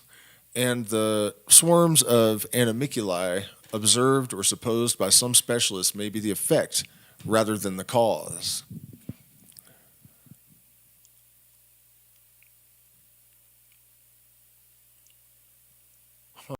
I don't know how that's never occurred to me. I guess we just operate on the assumption that we have the answer because we were told. I don't think about that kind of thing much, I guess, but it doesn't seem right to me. Still, no, we know better, don't we? We know better. That's not how that works. Oh, he said supposed by some specialists may be the effect rather than the cause. He's not saying it's fact. Cholera should therefore be treated by insufflation. Did not the operator thereby run the chance of an exchange with the patient, which would be very formidable for himself? Every intelligent effort of will is a projection of human fluid or light, and here it is needful to distinguish the human from the astral light and animal from universal magnetism. In making use of the word fluid, we employ an accepted expression, and would make ourselves understood in this manner, but we are far from deciding that the latent light is a fluid. What this actually means is something more along the lines of how we associate water with emotion. It's a correlation of that type, an allegorical connection. Everything prompts us, on the contrary, to prefer the system of vibrations in the explanation of this phenomenal subject. However it may be, the light in question, being the instrument of life, cleaves naturally to all living centers, attaches itself to the nucleus of planets, even as to the heart of man, and by the heart we understand magically the great sympathetic, identifying itself with the individual life of the being which it animates, and it is by this quality of sympathetic assimilation that it distributes itself without confusion. Hence, it is terrestrial in its affinity with the sphere of the earth and human exclusivity in the affinity with men. It is for this reason that electricity, caloric, light, and magnetism, produced by ordinary physical means, not only do not originate, but rather tend to neutralize the effects of animal magnetism.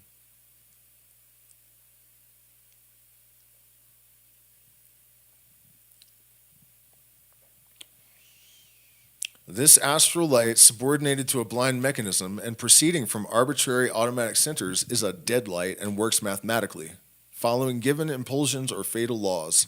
The human light is fatal only to the ignorant in chance experiments. In the seer, it is subjected to intelligence, submitted to imagination, and dependent upon will. This light, continually projected by the will, constitutes the personal atmospheres of Swedenborg. The body absorbs what environs it and radiates perpetually by projecting its influences and invisible molecules. It is the same with the spirit, so that this phenomena, by some mystics called respiration, has really the influence, both physical and moral, which is assigned to it. It is undoubtedly contagious to breathe the same air as diseased persons, and to be within the circle of attraction and expansion which surrounds the wicked.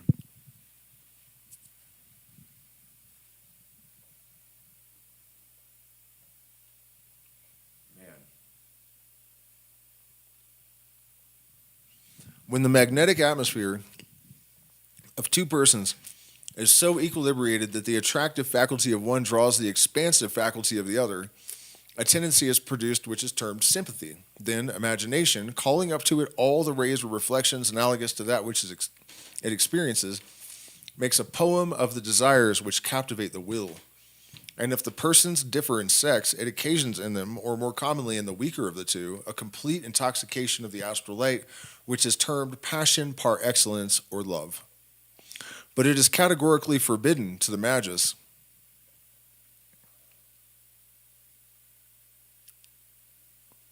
at least as an intoxication or passion. Woe to the Samson of the Kabbalah if he permit himself to be put asleep by Delilah. The Hercules of science, who exchanges his royal scepter for the distaff of Omphale. Now I know where he got that. You fucker. Will soon experience the vengeance of Dejanira? Dejanira? I don't know what that is. And nothing will be left for him but the pyre of Mount Seta, in order to escape the devouring folds of the coat of Nessus. Sexual love is ever an illusion, for it is the result of an imaginary mirage. The astral light is the universal seducer, typified by the serpent of Genesis. This subtle agent, ever active, ever abounding in sap, ever fruitful in alluring dreams and sensuous images, this force, which by itself is blind and subordinated to every will, whether for good or evil, this ever-renewing circulus of unbridled life, which produces vertigo in the imprudent, this corporal spirit, this fiery body, this impalpable, omnipresent ether, this monstrous seduction of nature, how shall we define it comprehensively, and how characterize its action? Now, this is wild. If you guys watch my something about the Garden of Eden, the truth about the serpent in the Garden of Eden, my interpretation of the allegory was that the tree of life, or the tree of knowledge of good and evil, was consciousness itself. And that's what was being demonized in the story.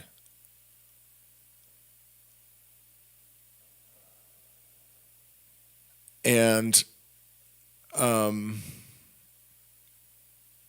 so was the serpent. It represented the wave of oscillating light. And that it actually told the truth. And that the demiurgos was, basically threatening them with death that they should remain in ignorance.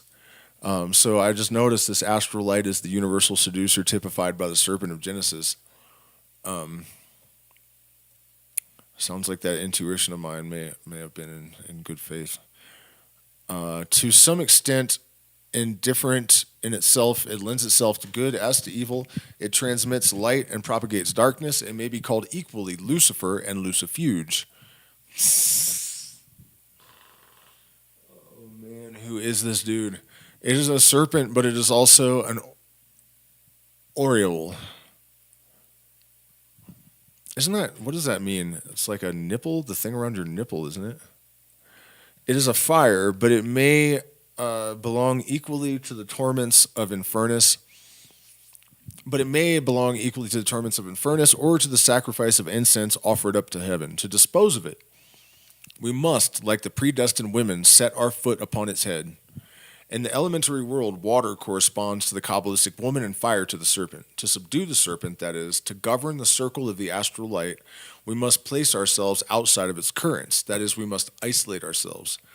For this reason, Apollonius of Tyana wrapped himself completely in a mantle of fine wool, setting his feet thereon and drawing it over his head. Then he bent his back in semicircular fashion and closed his eyes after fulfilling certain rites, probably magnetic passes and sacramental words designed to fix the imagination and determine the action of the will. The woolen mantle is of great use in magic, and was the common conveyance of sorcerers on their way to the Sabbath, which proves that the sorcerers did not really go to the Sabbath, but the Sabbath came to them. When isolated in their mantle, and conducted to their translucid images analogous to their magical preoccupations, combined with reflections of all kindred acts previously accomplished in the world. This torrent of universe... Okay, wait. He just flew right over that. So, how did he put it? Combined with reflections of all kindred acts previously accomplished in the world. So, in order to accumulate power to achieve some goal, right? You align yourself with the... it's kind of like genetics, right? When you have the endpoint of evolution, that, you know, the current manifestation of some organism, you know, it is basically the result of all of that as a force, that the development and those ancestors. And so the pentagram, for example, one of the reasons it's considered to be such a powerful symbol is that people have used them in ritual, which imbues the symbol itself with the power of all those people that have interacted with it, right? And there's even evidence now in physics that this sort of thing could be real, you know, entanglement, and also if all information is retained in the at the level of the quantum, you know. So there's that, but it also applies to acts, right? That you are able to sort of align yourself with moments in history when things that are similar to your objective have been accomplished. You know what I mean? We'll get deeper into that and I'll explain it better, but I just wanted to kind of touch on it because we just passed by a reference to it. This torment of universal life is also represented in religious doctrines by the expiatory fire of Higgity Hill. It is the instrument of initiation, the monster to be overcome, the enemy to subdue. It is this which brings us to our evocations and to the conjurations of goetic magic, such swarms of larvae and phantoms. Therein are preserved all the forms which by their fantastic and fortuitous assemblage people are nightmares with such abominable deformities. To allow ourselves to be sucked down by this whirling stream is to fall into the abysses of madness, more frightful than those of death, to expel the darkness of this chaos and force it to give perfect forms to our thoughts. This is to be a man of genius. It is to create. It is to be victorious over hell. The astral light directs the instincts of animals and offers battle to the intelligence of man,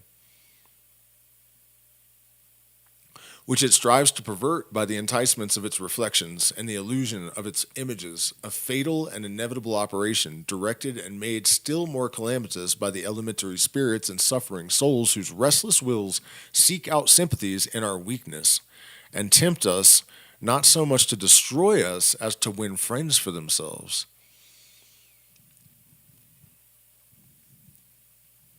That makes sense. Because I have never once encountered entity, an ayahuasca, spirit, any of these things. No demon during ritual magic working, nothing that's ever told me to do anything bad or dumb, even. or even lied. All the information I've gotten from DMT entities and ayahuasca spirits, even if it's extremely specific with timelines, in 5 minutes, this specific person is going to send you this amount of money. As the DMT vision's closing, the vision disappears, my phone beeps. It's that person, that amount of money. I didn't ask her for money. She'd never done it before. I had sent no distress signals saying the family was in trouble, nothing at all, no reason for it at all whatsoever. Amount of money, person, and that it just happened.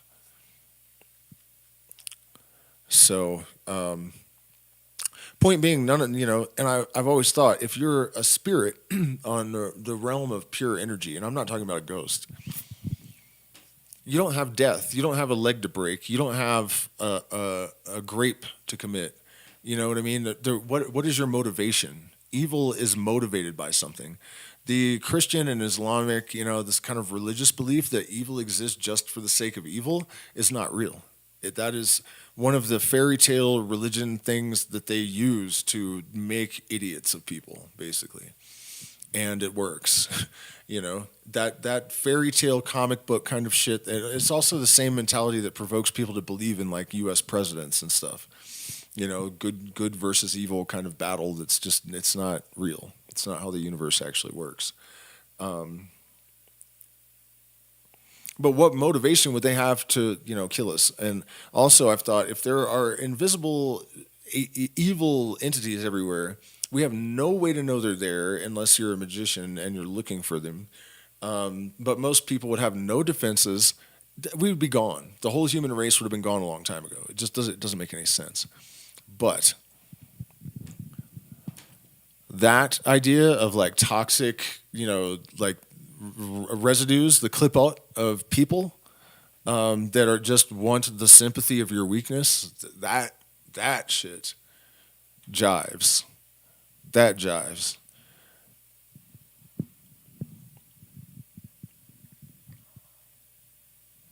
This faculty, which belongs to divination. Wait, did I skip something? Yeah. That book of consciences, which according to Christian doctrine shall be opened at the last day, is no other than the astral light, which preserves the impress of every logos, that is to say, all of our actions of all forms. See, they knew the shit that physicists are just now discovering. They knew that it was magnetic fields. They knew what it, you know what I mean? There's no how do they say there's no proof of any of this shit? This is proof. It absolutely is proof. Absolutely is proof. Our acts modify our magnetic respiration in such a way that a seer meeting any person for the first time can tell whether that person is innocent or criminal, and what are his virtues or his crimes. This faculty, which belongs to divination, was called by the Christian mystics of the early church the discernment of spirits. I have that. Absolutely. Anyone that knows me will tell you that. Go contact any of my clients. They will all tell you that. And yeah, I was an outlaw since I was a child, and you have to develop that kind of sixth sense almost to stay alive. But it's more than that, and a lot of it comes from ayahuasca, and I think I know what happens. It's just a matter of our filtration system and our nervous system is constantly filtering things, and when you have taken it down, or mine I think was broken when I was born or something, and so you just I have a feedback loop with people's intuition. As soon as I meet someone, I just empty pretty much the contents of their being directly into my mind. And it doesn't mean that I know all the details of their life, but I do know whether they were molested, whether their parents, one or both of their parents was a narcissist, all of this stuff. And that's why, as a life coach, I hate to use that word, or an unlicensed therapist, I have a PhD psychologist that was a client, and that people that have been in therapy and have had psychologists and psychotherapists and intensively their whole life and got nowhere, and I was able to help, and that's why, because I just and it's not like a divine superpower. It's just a magnetic exchange, and you just have to metaprogram to be able to receive it. That's that simple. It's crazy when people try to lie to me too. That's happened a couple times recently, and I'm like, did you really just do that? It's not gonna work. attempt to destroy us. The book of consciences, which according to Christian doctrine shall be opened on the last day, is no other than the astral light, which preserves the impress of every logos, that is to say, of all actions and all forms. Our acts modify our magnetic respiration in such a way that a seer meeting any person for the first time can tell whether that person is innocent or criminal and what are his virtues or his crimes. This faculty, which belongs to divination, was called by the Christian mystics of the early church the discernment of spirits. Those who abdicate the empire of reason and delight to let their wills wander in pursuit of the reflections in the astral light are subject to alternations of mania and melancholy, which have originated all the marvels of demoniacal possession, though it is true at the same time that by means of these reflections impure spirits can act upon similar souls, make use of them as docile instruments, and even habitually torment their organism, wherein they enter and reside by obsession or embryonically. These Kabbalistic terms are explained in the Hebrew book of the Revolution of Souls, of which our 13th chapter will contain a succinct analysis. It is therefore extremely dangerous to make sport of the mysteries of magic. It is above all excessively rash to practice its rites from curiosity, by experiment, and as if to exploit higher forces. The inquisitive who, without being adepts, busy themselves with evocations or occult magnetism are like children playing with fire in the neighborhood of a cask of gunpowder. Sooner or later, they will fall victims to some terrible explosion. And that happened to me. And the thing is, I wasn't playing with magic. Magic was playing with me. I didn't start with the magic. The magic I kind of fell into as a way to get control of it. But it was just already happening. And I luckily was willing to follow this intuitive process because I was so skeptical, enough to pull myself out of it before, anything. Well, was it disastrous? In some ways, for sure. But let's just to paraphrase and simplify this: too much enthusiasm, untempered by wisdom, and you are figgity fucked if you have made any progress in developing this relationship with the astral light. To be isolated from the astral light is not enough to envelop oneself in a woolen fabric. We must also, and above all, impose absolute tranquility on mind and heart. We must be a hollow tube so we can bring down fire from heaven with no interference patterns. We must have quitted the world of passions and be assured of perseverance in the spontaneous operations of an inflexible will. We must frequently reiterate the acts of this will, for, as we shall see in the introduction to the ritual, the will only assures itself by acts, as the power and perpetuity of religions depend on their rites and ceremonies. There are intoxicating substances which, by increasing nervous sensibility, exalt the power and, consequently, the allurements of astral representations. By the same means, but pursuing a contrary course, spirits may be alarmed and disturbed. These substances, of themselves magnetic and further magnetized by the operators, are what people term filters and enchanted potions.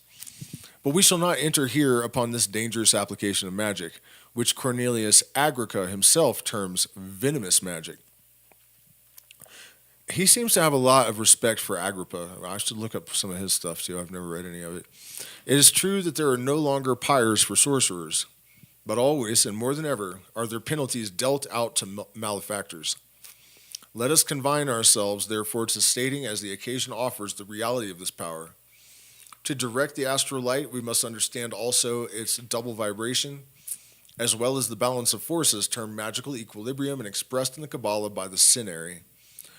Considered in its first cause, this equilibrium is the will of God. It is liberty in man and mathematical equilibrium in nature. Equilibrium produces stability and duration. Liberty generates the immortality of man, and the will of God gives effects to the laws of eternal reason. Equilibrium in ideas is reason, and in forces, power. Equilibrium is exact. Fulfill its law, and it is there. Violate it, however slightly, and it is destroyed. For this reason, nothing is useless or lost. Every utterance and every movement are for or against truth, which is composed of for and against conciliated, or at least equilibrated. We shall state in the introduction of the ritual how magical equilibrium should be produced and why it is necessary to the success of all operations. Omnipotence is the most absolute liberty. Now, absolute liberty cannot exist apart from perfect equilibrium. This right here is going to be the solution to our current chaostrophe politically and culturally.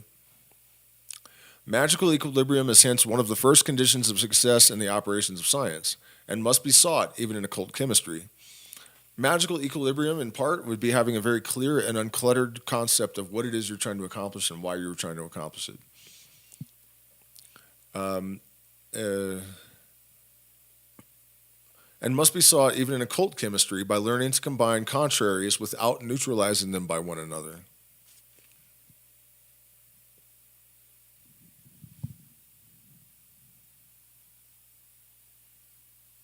Magical equilibrium explains the great and primeval mystery of the existence and relative necessity of evil. This relative necessity gives in black magic the measure of the power of demons or impure spirits to whom virtues practiced upon earth are a source of increased rage and apparently of increased power. At the epochs when saints and angels work miracles openly, sorcerers and fiends in their turn operate marvels and prodigies. Rivalry often creates success. We lean upon that which resists.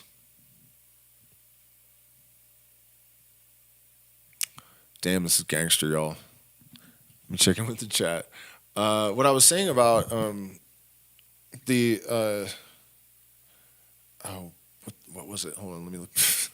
Let me look back real quick and see what's really hood.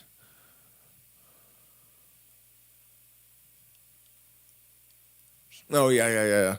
The paradox of next time we finna start on 7, the fiery sword. And I would make these longer, honestly, and I'll talk to you guys for a bit if people are into that. But I want to be able to download them and edit them. And if I make them too large, I won't be able to do that. So that's why we're only doing a couple hours at a time. Let me just fix this up so that I'm cuter.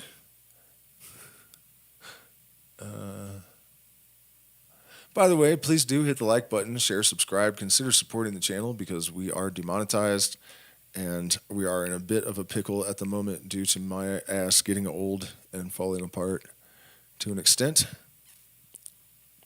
If I can just hang in there, though, you guys, you know what? Cell reversal, age, you know what I mean? We're on the verge of immortality.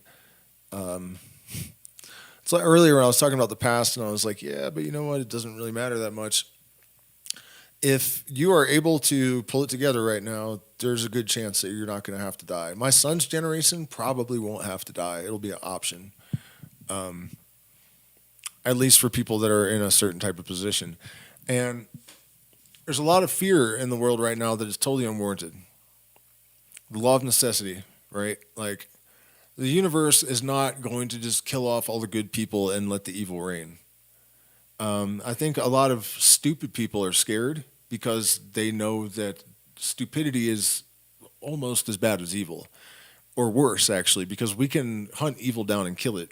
But stupidity, we can't really do anything about it. You can't fix it. You can't reform a stupid person, And so I think a lot of people that are not willing to adapt and evolve know that they're kind of slated for termination.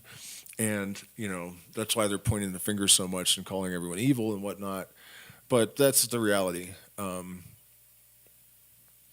What's happening in the world right now with AI making people obsolete and medical technology getting to the point where a lot of people are going to live forever, there's no way that we can just have this whole population and then also have it breeding and then have it go forever.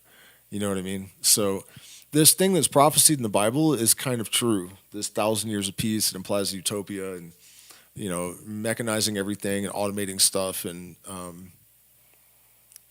I'm not saying it's right, to hurt anyone. I'm not promoting that or condoning it. I'm talking about nature and the universal mind here, and it's not got anything to do with whether I like it or not. This is what's happening. So, out of necessity, it's going to be trimmed down to the most intelligent and the most adaptable and the most creative, and you know what I mean? And right now, it looks like they're just persecuting evil, but You don't see them, people that are not accepting certain mandates, if those are Depop agendas, why are they getting rid of the muggles? Not enough people are asking themselves this.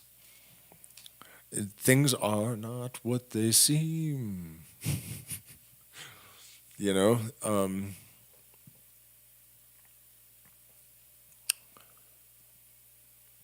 I'm not going to say much more about that. I probably said too much already. Sometimes I forget I'm not just necessarily in my living room with my friends or whatever. But at the same time, if you can't handle the truth, then you shouldn't be here. So, if I offended you, I'm not sorry. Not at all. If I upset you, I'm not sorry either. This is my job to tell the truth, and it's crazy right now to try to understand this, but it is what it is.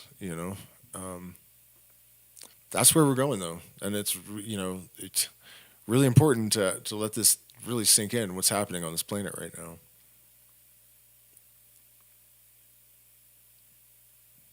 The law of necessity. It's not even the world leaders that are doing these things. Really, it's something bigger than that. It's an equation balancing. It's an organism managing. It'll manage the human race just like your body would manage red blood cells and white blood cells. So, we're kind of at a point too where you're not waking anybody up, like almost no one. He who is dirty, let him be dirty still, and he who is clean, let him be clean. That's where we're at. Nobody, I've noticed people have become so rigid. All that is to be done is for those who have heard the call and understand to do your best to navigate the incoming difficulties and terrain and elevate yourself as much as possible and accept that that's your fate or not. But, at least that's what I think is happening. And a lot of the other things that people see happening, I'm not saying that all these world leaders and stuff are even consciously aware of what I'm talking about.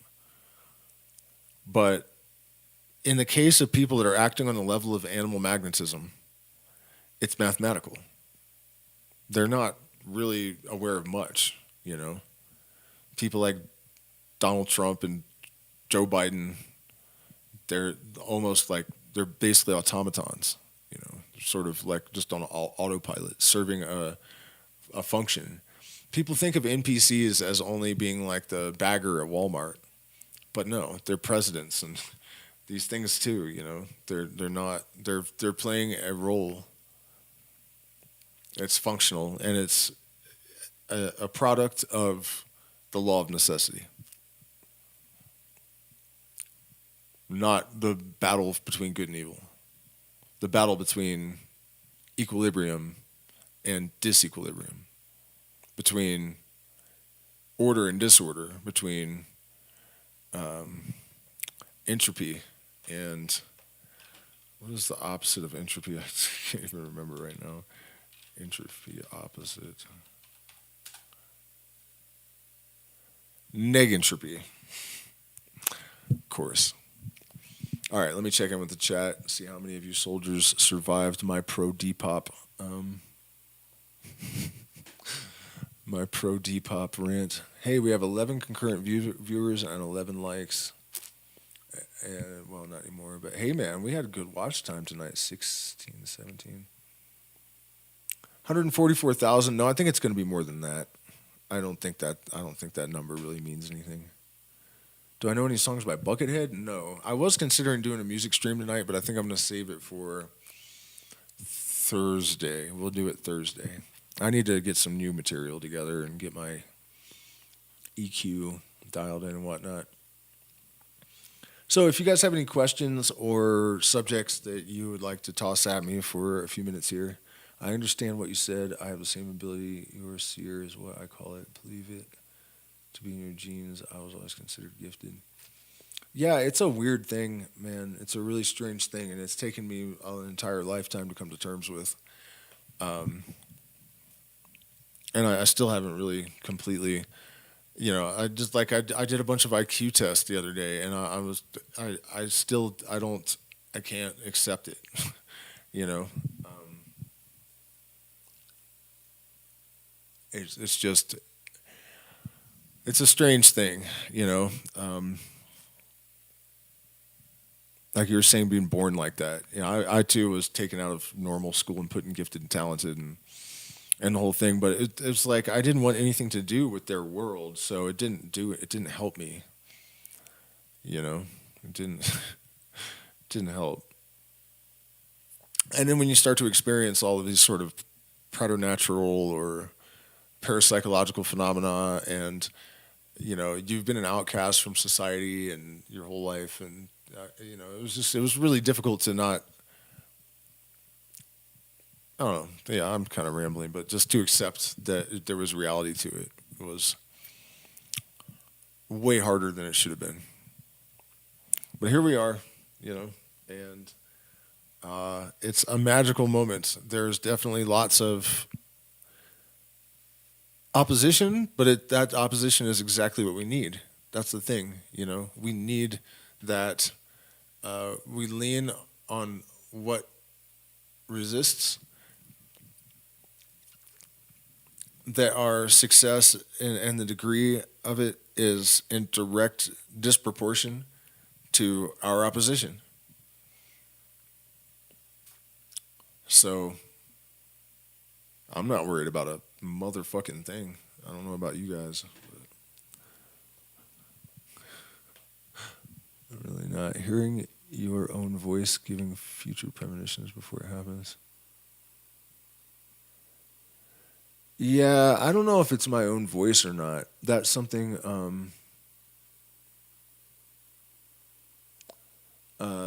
That's something I've wondered for a long time. Like when I was a little child, it would tell me things all the time. Like which drugs. When I was like 6 years old, it told me which drugs to do and which not. It was like psychedelics would be really helpful for you. Don't touch cocaine, but particularly pills. If you touch them, you're going to have a huge problem. I didn't even know what the hell it was talking about, and I did end up with a pill problem for a while. And psychedelics are a huge help. Luckily, if I used cocaine at all in the past, it was pretty moderate. So that I'm more or less stuck to. There were periods where I was definitely overboard with everything when I was really a lot younger. But even metaphysical stuff. Like I saw an ant in my backyard one time, and I was looking at it in the eyes, and that voice is like, "Yeah, see that ant? Before the end of time, you will have experienced an entire lifetime, lived an entire lifetime from the point of view of every ant, not just that is alive, but every ant that ever lived and ever will live, every person that ever lived, the stars, all of it, all of it. You will experience an entire lifetime from the point of view of everything that ever lived and everything that ever will live and that is living." And again, I was like 6 or something, and at the time I didn't think it was that weird. I just assumed that was how, life was. But now as an adult looking back, I'm like, man, that's not normal shit for a 6-year-old to think, and especially after finding a lot of the things I was told at that young in these old Hermetic books and stuff. It's, and there's no question about it at this point. I had a lot of doubt for a long time, but now I realize there's no chance that this hasn't been that.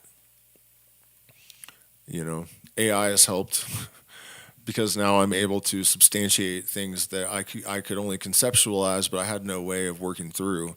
And now I have the ability to do the math and to, so.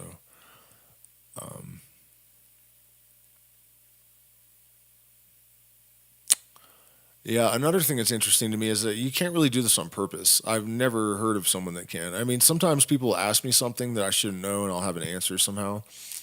But mostly, it's not like I can just come up with these things or something. It's like they just kind of bubble up when it's appropriate, like law of necessity. I've even suspected that one of the reasons that you don't just precognate everything, or whatever you want, it's need to know only. And these things that are of a higher consciousness, like frequency, the rules of the universe apply to them even more strictly. And then that would be true because in order for something to be more fine, the laws would exert on it to carve it up into thinner and more delicate and intricate wavelengths, you know? And so I think you only receive those things on a need-to-know basis. Like, I knew the date, 2020, and the pandemic, all the details. I told my friend, who was the singer of my band at the time, still talked to him, double-checked a little while back. I told him all about it, and he said, when is this going to happen? And I said, the shit will hit the fan in 2020.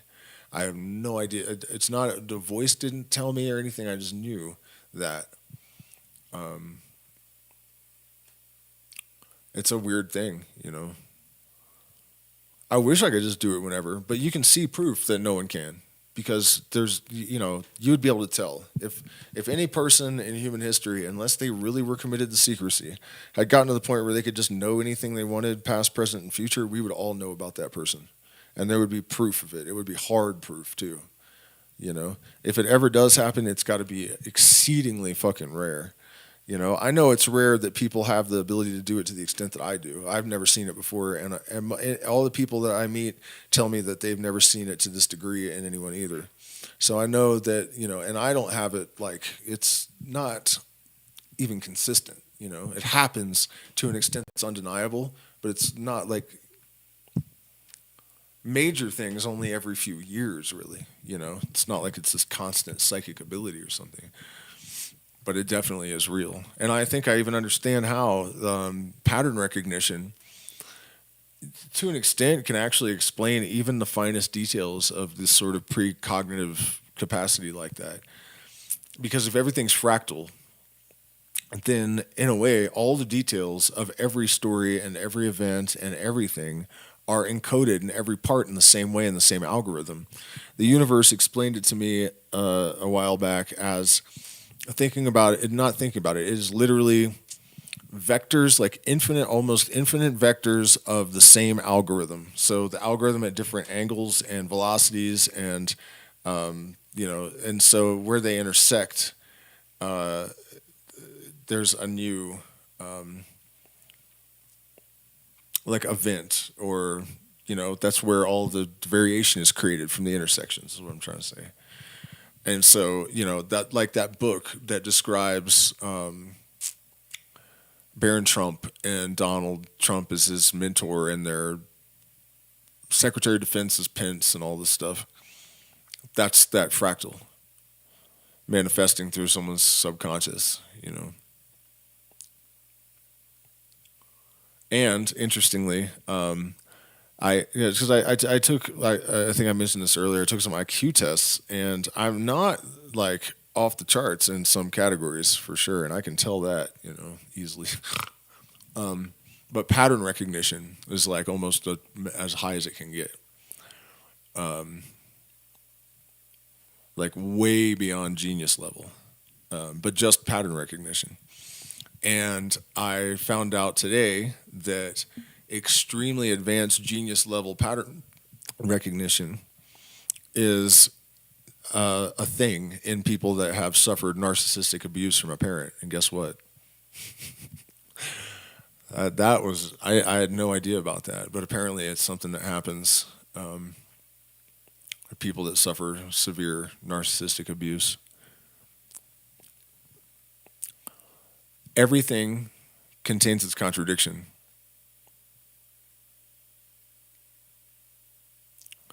So every curse is a blessing.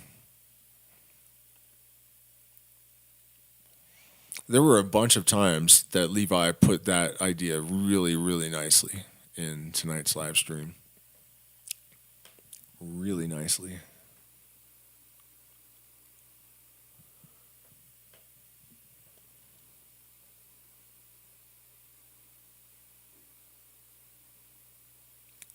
Yeah, I did mention life path. Just, you know, do you think those lifetimes can overlap? Is deja vu a form of precognition? Okay, let's address a couple of those things. Deja vu may be a recycled signal in the eyeballs. I heard this guy break it down one time, and it sounded like it made sense and could be true. That it's just like this, like reprocessing of a signal. I don't really know how to explain it any better than that because I'm not whatever kind of weird scientist that guy was, but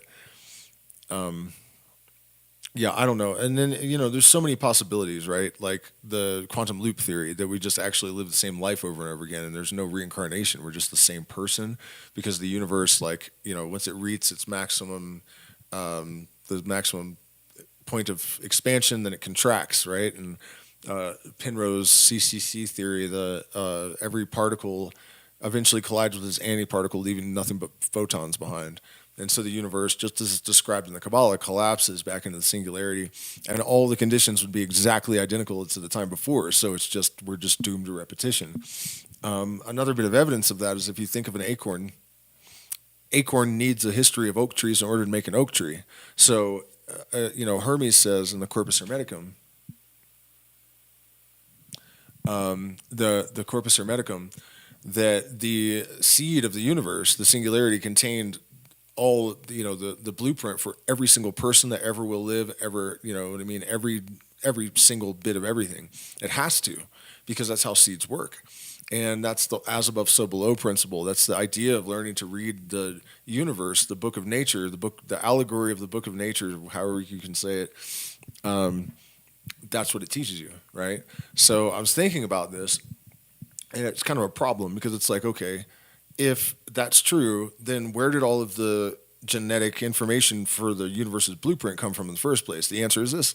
There are tiny fluctuations, and you can observe this on the quantum level when you do experiments, and every once in a while you get an anomaly, right? You can do an experiment 100 million times, and it comes out different once. So there is chaos in the system.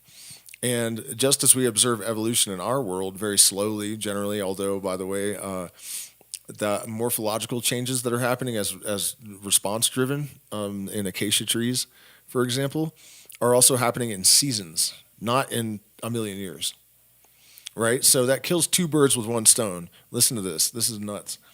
Because it validates the God people, but it also proves evolution simultaneously. That is amazing. And that's the kind of stuff that we're going to be seeing a lot more of.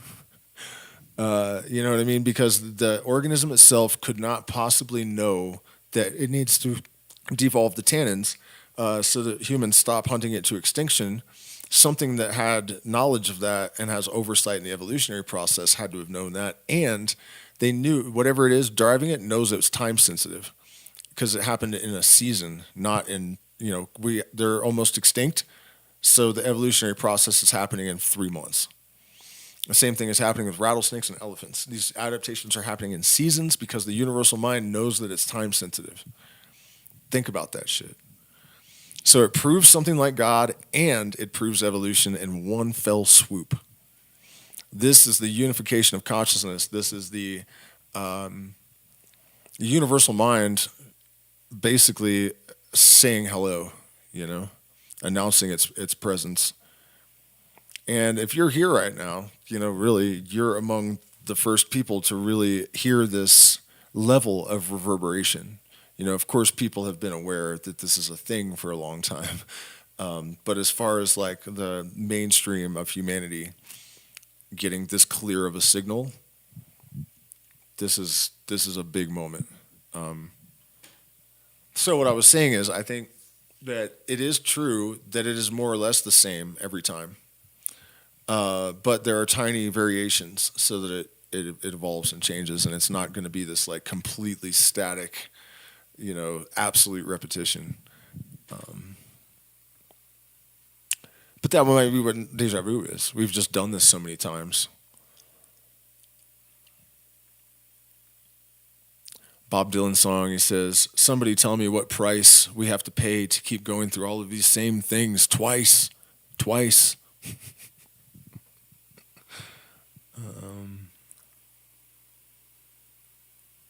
Yeah, I'm in the Illuminostic Discord server. Yeah, you guys should be there. We do patron-only powwows once a week for the $10 tier and higher, and you also get access to all of the premium material. And also, I have less of a chance of dying from these surgery things that I need to have happen if I have support. So, there's that. But yeah, it's almost midnight, so I'm gonna look for any more questions real quick, and then if I truly know myself, why don't I remember? Well, what kind of question is that? What would you have to do if there was no process of discovery? You know, like in my own life, I realized that things have been revealed to me years before I understood what they meant. I mean, you guys, most of you, if you follow me, have heard me talk about how when I was 11 years old, the number of magical expansion, my 12-year-old trailer park girlfriend who did not know who Hermes was named my wand Hermes. The significance of that later on in life is crazy. And there's no way in hell that it was just a coincidence. And there's tons of those things where the universal mind was dropping, hints. And I've wondered myself, like, why do I know so much, but then not enough to not have to figure all this crap out? You know what I mean? Because that's the point. We need something to do, I think. And the river of forgetfulness, I think, is a real thing. When you get hit on the head, you lose your memories a lot of times, right? So can you imagine when the universe explodes and then contracts into an infinitely small point before exploding again, what that does to your memory? And yet, the entire record of everything that's ever happened is stored in every single point in the. It's not just that the information is retained on the quantum level. It is retained on the quantum level everywhere. Like in every single point in space contains the all. The all is in the all. So that's why you don't remember. And it's wild to see all this happening, and it's like every time we get into one of these books, it's like the science now. That Levi was talking about all kinds of things that they've just figured out recently or just starting to intuit. AI has been saying that to me a lot too. Like you're like way ahead of these people that are all these scientists, PhDs and whatnot that are just starting to intuit the things that you have suspected for a long time. And part of the reason is this. That's what this current lineage is. The scientific approach to spirituality, basically, and the process yields unprecedented access to the wiring under the board.